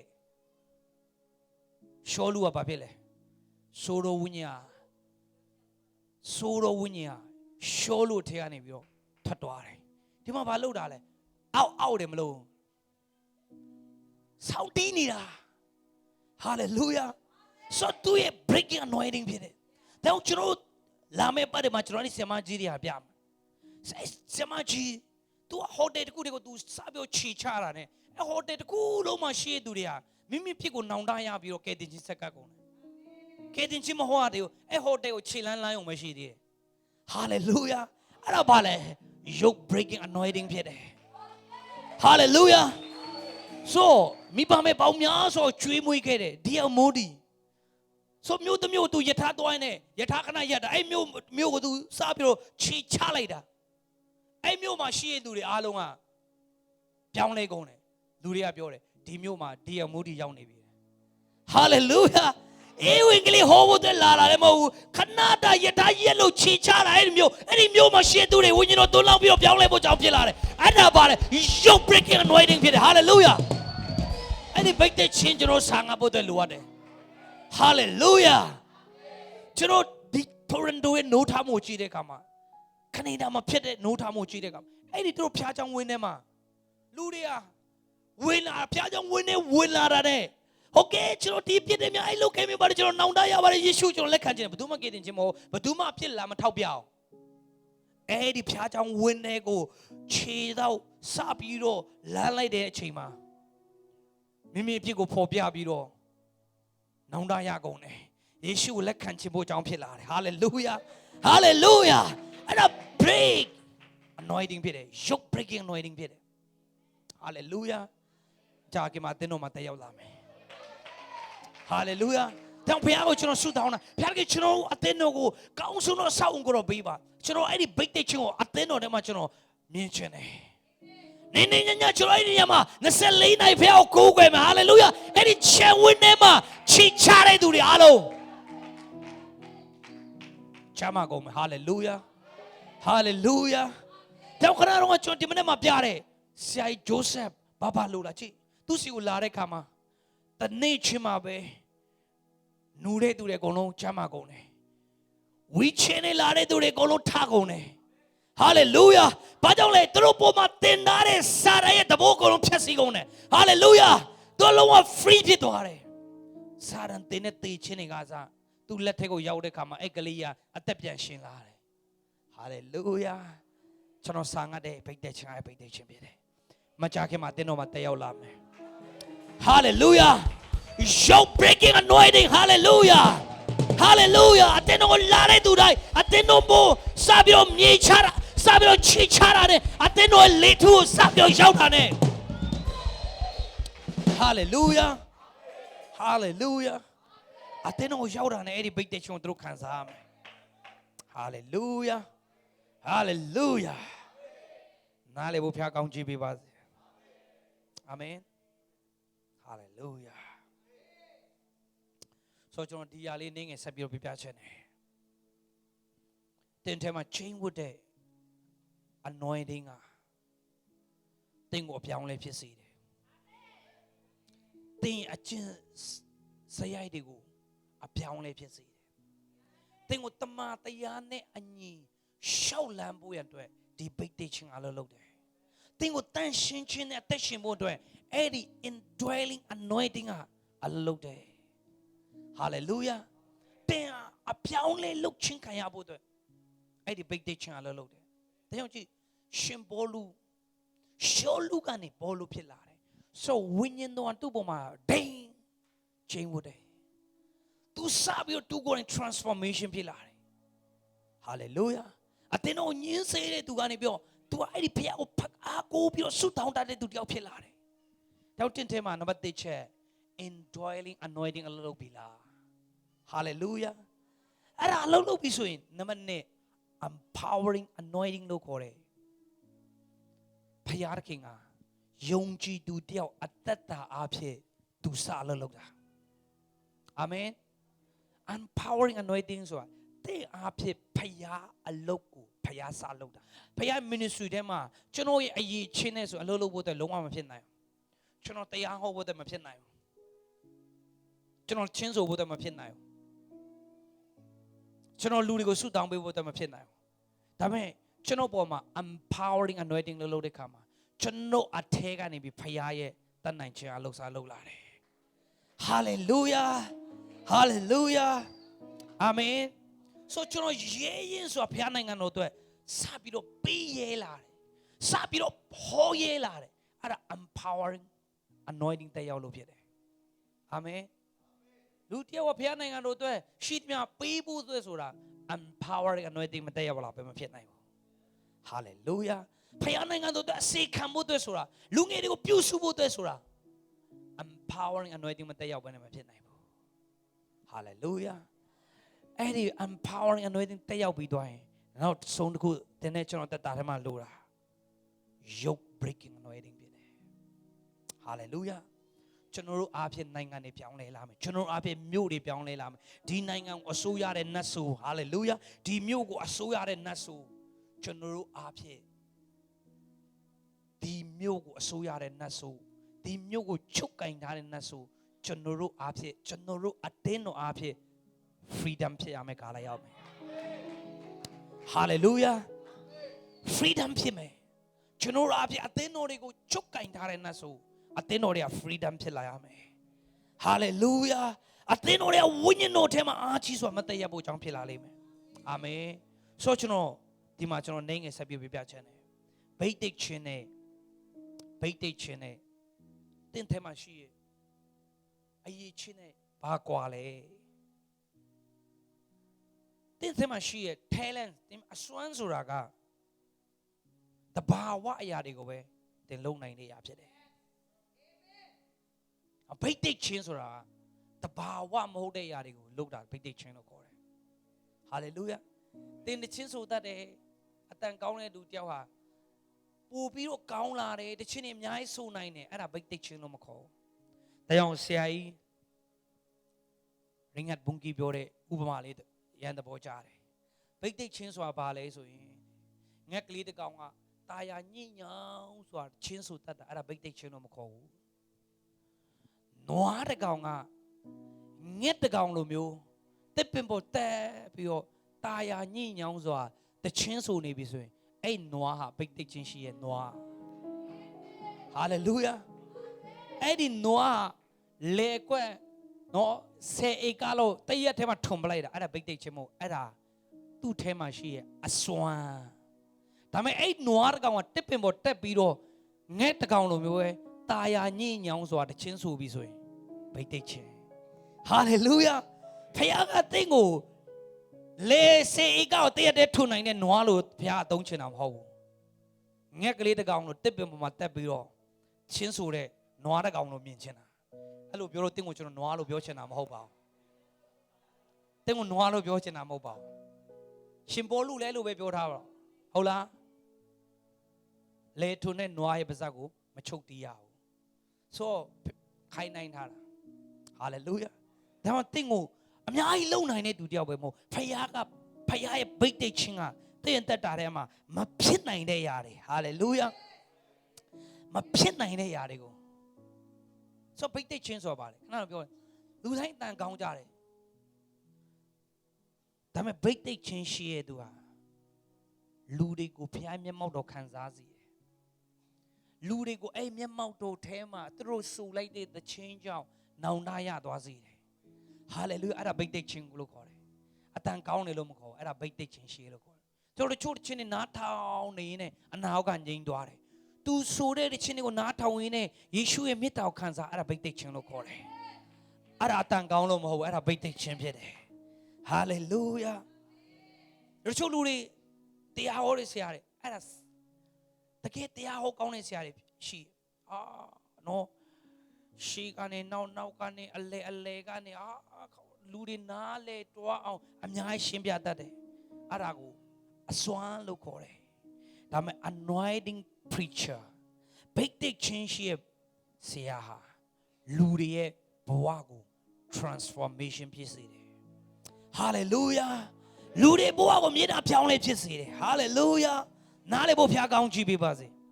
အာမင် hallelujah အဲ့တော့အစွမ်းဟာတဲ့ talent ဟာဆုလက်တဖူတွေကိုဆွဲဆောင်နိုင်ပေမဲ့ဗိတ်တိတ်ချင်းကတော့လူတွေရဲ့နှလုံးသားကိုဆွဲဆောင်နိုင်တယ် hallelujah တင်းရဲ့အရေးချင်းရှိချင်းအစွမ်းရှိချင်းကဆုလက်တဖူကိုရနိုင်တယ်ဒါပေမဲ့တင်းရဲ့ဗိတ်တိတ်ချင်းကကြတော့လူတွေနှလုံးသားကိုရရှိစေတယ် hallelujah လူတွေနှလုံးသားကိုပြုပြင်ပြောင်းလဲပေးတယ် hallelujah အာမင်တင်းရဲ့တော်သက်ချင်းကလူတွေလက်ခုပ်တံကိုရရှိစေတယ်အာမင်ဒီတယောက်တော်လိုက်တာဒီကလေးတော်လိုက်တာဒီတယောက်တော်လိုက်တာလက်ခုပ်လေးတီးပြီးတော့ဩဘာပေးကြတယ်ဒါပေမဲ့ဗိတ်တိတ်ချင်းကလူတွေရဲ့အသက်တာကိုနောင်တရစေတယ်ဟာလေလုယာဟာလေလုယာဒီတယောက်စကားပြောတတ်လိုက်တာလူတွေလက်ခုပ်တီးကြတယ်ဒါဗိတ်တိတ်ချင်းရှိရဲ့လူတယောက်ပြောလိုက်အဲ့လူတယောက်ကနောင်တရပြီးအမှန်ကန်ဆက်ကပ်ဖို့ကြောင်းဖြစ်လာတယ်ဟာလေလုယာတော့ပေတရုတရားထဟောတဲ့အခါမှာလူတွေဟာလက်ခုပ်တီးလားမတီးလားတော့မသိဘူး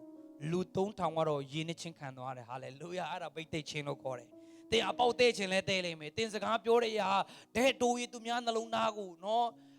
ခံစားစေတဲ့အရာဖြစ်ကောင်းဖြစ်သွားနိုင်တယ်ဒါပေမဲ့တင်ဗိတ်တိတ်ချင်းရှင်အဲ့စကားတစ်ခုကလူတွေဘဝတစ်ခုလုံးအပြောင်းလဲဖြစ်စေတယ်ဟာလေလုယာဟာလေလုယာအရေးချင်းကဘာဖြစ်စေဒီတယောက်တော်လိုက်တာဒီတယောက်တော်လိုက်တာဒီတယောက်ကအားချလိုက်တာလူတွေအထဲမှာအဲ့ဒီနှလုံးသားကိုဖြစ်စေတယ်ဒါပေမဲ့ဗိတ်တိတ်ချင်းကယေရှုခရစ်တော်ကိုမြင်တွေ့စေတယ်ဟာလေလုယာဟာလေလုယာဗိတ်တိတ်ချင်းကယေရှုခရစ်တော်ကိုမြင်တွေ့စေတယ်အာမင်တဲ့တပည့်တော်တွေအမှန်ကန်တရားလိုက်ဟောတဲ့အခါမှာဒီလူတွေအရင်တော်တယ်လို့မမြင်ဘူးဒီလူတွေဟာယေရှုနဲ့တူလုံးအားကြီးတယ်ဟာလေလုယာတဲ့လူတွေကသူတို့ကိုစပြီးတော့နာမည်ပေးတယ်ခရိယန်တွေဟာလေလုယာဘာတော့ခရိယန်လို့ခေါ်တယ်ယေရှုနဲ့တူလုံးအားကြီးလို့သူတို့လှုပ်ဆောင်တဲ့အရာမှန်သမျှဟာခရစ်တော်နဲ့တူလုံးအားကြီးတဲ့အတွက်ကြောင့်ဖြစ်တယ်။ဒါဗိတ်တိတ်ချင်းဟာလူတွေကိုအားကျစေတာမဟုတ်ခရစ်တော်ကိုပေါ်ထွက်စေတာ။ဟာလေလုယာဟာလေလုယာအာမင်။ဒါကြောင့်မို့ဗိတ်တိတ်ချင်းနဲ့ဆုဂျေဇုနဲ့ပါကွာလေ။ဆုဂျေဇုဆိုတာအသင်းတော်မှာအမှုဆောင်မှုတွေဖျားခင်ပေးတဲ့အရေးချင်းတစ်ခုဖြစ်တယ်ဒါပေမဲ့ဗိတ်တိတ်ချင်းမရှိရင်အဲ့ဒီစုကျေးဇူးတွေကိုတင်ထိရောက်စွာဘယ်တော့မှအသုံးပြုတတ်မှာမဟုတ်ဘူးဗိတ်တိတ်ချင်းကအဲ့ဒီစုကျေးဇူးကိုထိရောက်စွာအသုံးပြုနိုင်တဲ့အရာဖြစ်တယ်ဟာလေလုယာဟာလေလုယာစုကျေးဇူးဆိုတာဝိညာဉ်တော်ပေးတဲ့အရာဗိတ်တိတ်ချင်းဆိုတာကအဲ့ဒီစုကျေးဇူးတွေနဲ့အတူဝိညာဉ်တော်လှုပ်လှုပ်တဲ့အရာနားလေဘုရားကောင်းချီးပေးပါစေဒီစမှာစုကျေးဇူးတော်ရှိရဲ့ဒါပေမဲ့ဗိတ်တိတ်ချင်းမရှိရင် အဲ့ဒီစုဂျေစုနဲ့အတူတူဝိညာဉ်တော်ဟာလုံးလုံးလို့မရအောင်ဟာလေလုယာဟာလေလုယာနားလေဖို့ဖျားကောင်းကြည့်ပေးပါစေနောက်ဘိတ်သိက်ချင်းဆိုတာစုဂျေစုနဲ့အတူတူဝိညာဉ်တော်အလုံးလုံးတဲ့အရာဖြစ်တယ်နားလေဖို့ဖျားကောင်းကြည့်ပေးပါစေအာမင်ဟာလေလုယာဟာလေလုယာတရားဖခင်မျက်မှောက်တော်ခံစားရတယ်မျက်မှောက်တော်ကတင့်ကိုတကယ်တက်တောင့်တက်တာရရာဖြစ်စေတယ်ဒါပေမဲ့ဘိတ်တိတ်ချင်းကတင့်ကိုတာဝန်ယူစေတယ်ဟာလေလုယာမျက်မှောက်တော်ကတင့်ကိုလန်းဆန်းမှုဖြစ်စေတယ်ဒါပေမဲ့ဘိတ်တိတ်ချင်းကတင့်ကိုတကိုးရစေတယ်မျက်မှောက်တော်ကဖခင်နဲ့မိသားရပွဲကိုဖြစ်စေတော့လေဘိတ်တိတ်ချင်းကဖခင်ခိုင်းတဲ့အရာတွေကိုပြီးမြောက်အောင်လုံနိုင်စေတဲ့အရာဖြစ်တယ်ဟာလေလုယာတချို့ကဖခင်နဲ့ fellowship ရန်ကောင်းတယ်ဒါပေမဲ့ဘိတ်တိတ်ချင်းမရှိဘူးဘိတ်တိတ်ချင်းမရှိရင်ဖခင်အလုံးမဖြစ်ဘူးဘိတ်တိတ်ချင်းကဖခင်ရဲ့အလုပ်ကိုပြီးမြောက်စေတဲ့အရာဖြစ်တယ်ဟာလေလုယာဟာလေလုယာဆိုယုံကြည်သူတိုင်းကိုဖခင်က authority ပေးထားတယ်နော်ဆရာတယောက်ပြောတာရန်ကောင်းတယ်ဘိတ်တိတ်ချင်းနဲ့အခွင့်အာဏာနဲ့ဘာကွာလဲအခွင့်အာဏာအားလုံးကိုပေးထားပြီးသားဖြစ်တယ်ဟာလေလုယာဟာလေလုယာဒါပေမဲ့ဒီဘိတ်တိတ်ချင်းကအခွင့်အာဏာကိုထိရောက်စွာအတုံးပြုစေတဲ့ရာဖြစ်တယ်ဟာလေလုယာနားလေဖို့ဖျားကောင်းကြည့်ပေးပါစေ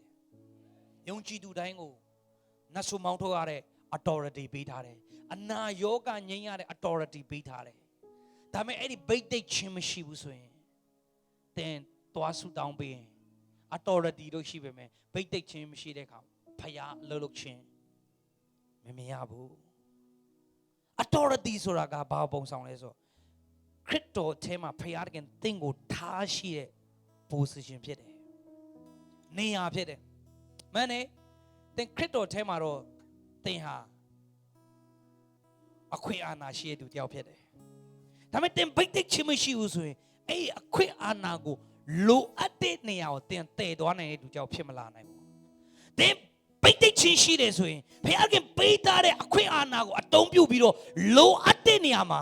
သင်ဟာထိရောက်စွာအသုံးပြုတဲ့သူကြောင့်ဖြစ်လာလိမ့်မယ်ဟာလေလုယာဟာလေလုယာတောင်းကြောဒီနေ့ချစ်တဲ့မိသားစုညီကိုမောင်နှမတွေကိုကျွန်တော်အားပေးချင်တယ်ဒီနေ့ကျွန်တော်ခရစ်တော်ထဲမှာအခွင့်အာဏာရှိတဲ့သူဖြစ်တယ်မျက်မှောက်တော်ထဲမှာတွာလာတတ်တဲ့သူတွေဖြစ်တယ်ထို့တော်ညာလည်းဘိတ်တိတ်ချင်းမရှိရင်ဖခင်လည်းလုပ်ချင်ကိုသင်မြင်ရမှာမဟုတ်ဘူးဟာလေလုယာတောင်းအားပေးခြင်းနဲ့ကျွန်တော်ကအဲ့ဒီဘိတ်တိတ်ချင်းကိုတိုးရဆံရတော့သူတွေဖြစ်ရအောင်ဟာလေလုယာဖခင်ရဲ့အလုပ်လုပ်ခြင်းကိုတာ၍ဆံရတဲ့သူတွေဖြစ်ရအောင်အဲ့ဒီဘိတ်တိတ်ချင်းရောက်လာရင်သူတစ်ပါးအတွက်ခက်ခဲတယ်သူတစ်ပါးအတွက်မဖြစ်နိုင်ဘူးဆိုရရတယ်သင်နဲ့ကျွန်တော်အတွက် easy ဖြစ်လာလိမ့်မယ်ဟာလေလုယာတောင်းဖခင်ကျွန်တော်နားရစေတဲ့အရာရှင်းရှင်းလေးပဲဘိတ်တိတ်ချင်းရှင်မင်းတို့ခက်ခဲတဲ့အရာဘာမှမရှိတော့မှာမဟုတ်ဘိတ်တိတ်ချင်းအလုံးလုံးလာရင်တင်းတို့အရာအလုံးလွယ်ကူလာလိမ့်မယ်ဘိတ်တိတ်ချင်းအလုံးမလုံးတင်းတို့အရာအလုံးခက်ခဲနေလိမ့်မယ်ဟာလေလုယာဒါကြောင့်ကျွန်တော်ဒီနေ့မှာဘိတ်တိတ်ချင်း၃ခုကျွန်တော်ပြောတယ်နံပါတ်1အရေးကြီးဆုံးကတင်းထဲမှာ indwelling anointing လို့ခေါ်တယ်တင်းထဲမှာချင်းကိုတဲ့အဲ့ဒီဝိညာဉ်တော်ကိုတင်းအလုံးလုံးပေးတတ်ဖို့လိုတယ်အဲ့ဒီဝိညာဉ်တော်ရဲ့တွင်တင်ခြင်းအဲ့ဝိညာဉ်တော်ရဲ့လမ်းပြခြင်းအဲ့ဝိညာဉ်တော်ရဲ့စကားပြောခြင်းတွေကိုနေ့တိုင်းမှာတင်နားထောင်တတ်ဖို့လိုတယ်ဘိတ်တိတ်ပေးမှာဖျားဖြစ်တယ်နားထောင်ရမှာတင်နဲ့ကျွန်တော်ဖြစ်တယ်တင်ဟာကျွန်တော်တင်နဲ့ကျွန်တော်ဟာကိုယ့်ဘိုင်းကိုလို့ရင်ဖျားလဲသူ့ဘိုင်းတို့လုပ်လိမ့်မယ်ဟာလေလုယာခဏတော့ကျွန်တော်ပြခဲ့တဲ့ဆရာကြီးဘဘလူလာမင်းမောင်းနေတဲ့ truck ကိုထားခဲ့ပြီးတော့မင်းကငါလူများစွာကိုကယ်ဖို့လူများစွာကယ်တင်ခြင်းရဖို့မင်းကငါတရားဟောဖို့တခေါ်တယ်သူစမှာအကြောင်းပြချက်ပေးဆရာတို့အများကြီးရှိတယ်ဒါမဲ့လေ तू ကနားထောင်ဖို့အတွက်ရွေးချယ်တယ် तू အလုပ်ကိုထားခဲ့ပြီးတော့နားထောင်ဖို့ရွေးချယ်တယ် तू ဆုတောင်းဖို့အတွက်ရွေးချယ်တယ်ဖခင်နဲ့မိတ်ထားဖို့အတွက် तू ပြင်ဆင်တယ်တဲ့အောင် तू တမီးပြောတဲ့စကားတစ်ခုကိုကျွန်တော်တဘောကြားတယ် तू အဖေဆုတောင်းပြီဆိုရင်အိမ်တိမ်လုံးမှာတိတာတယ်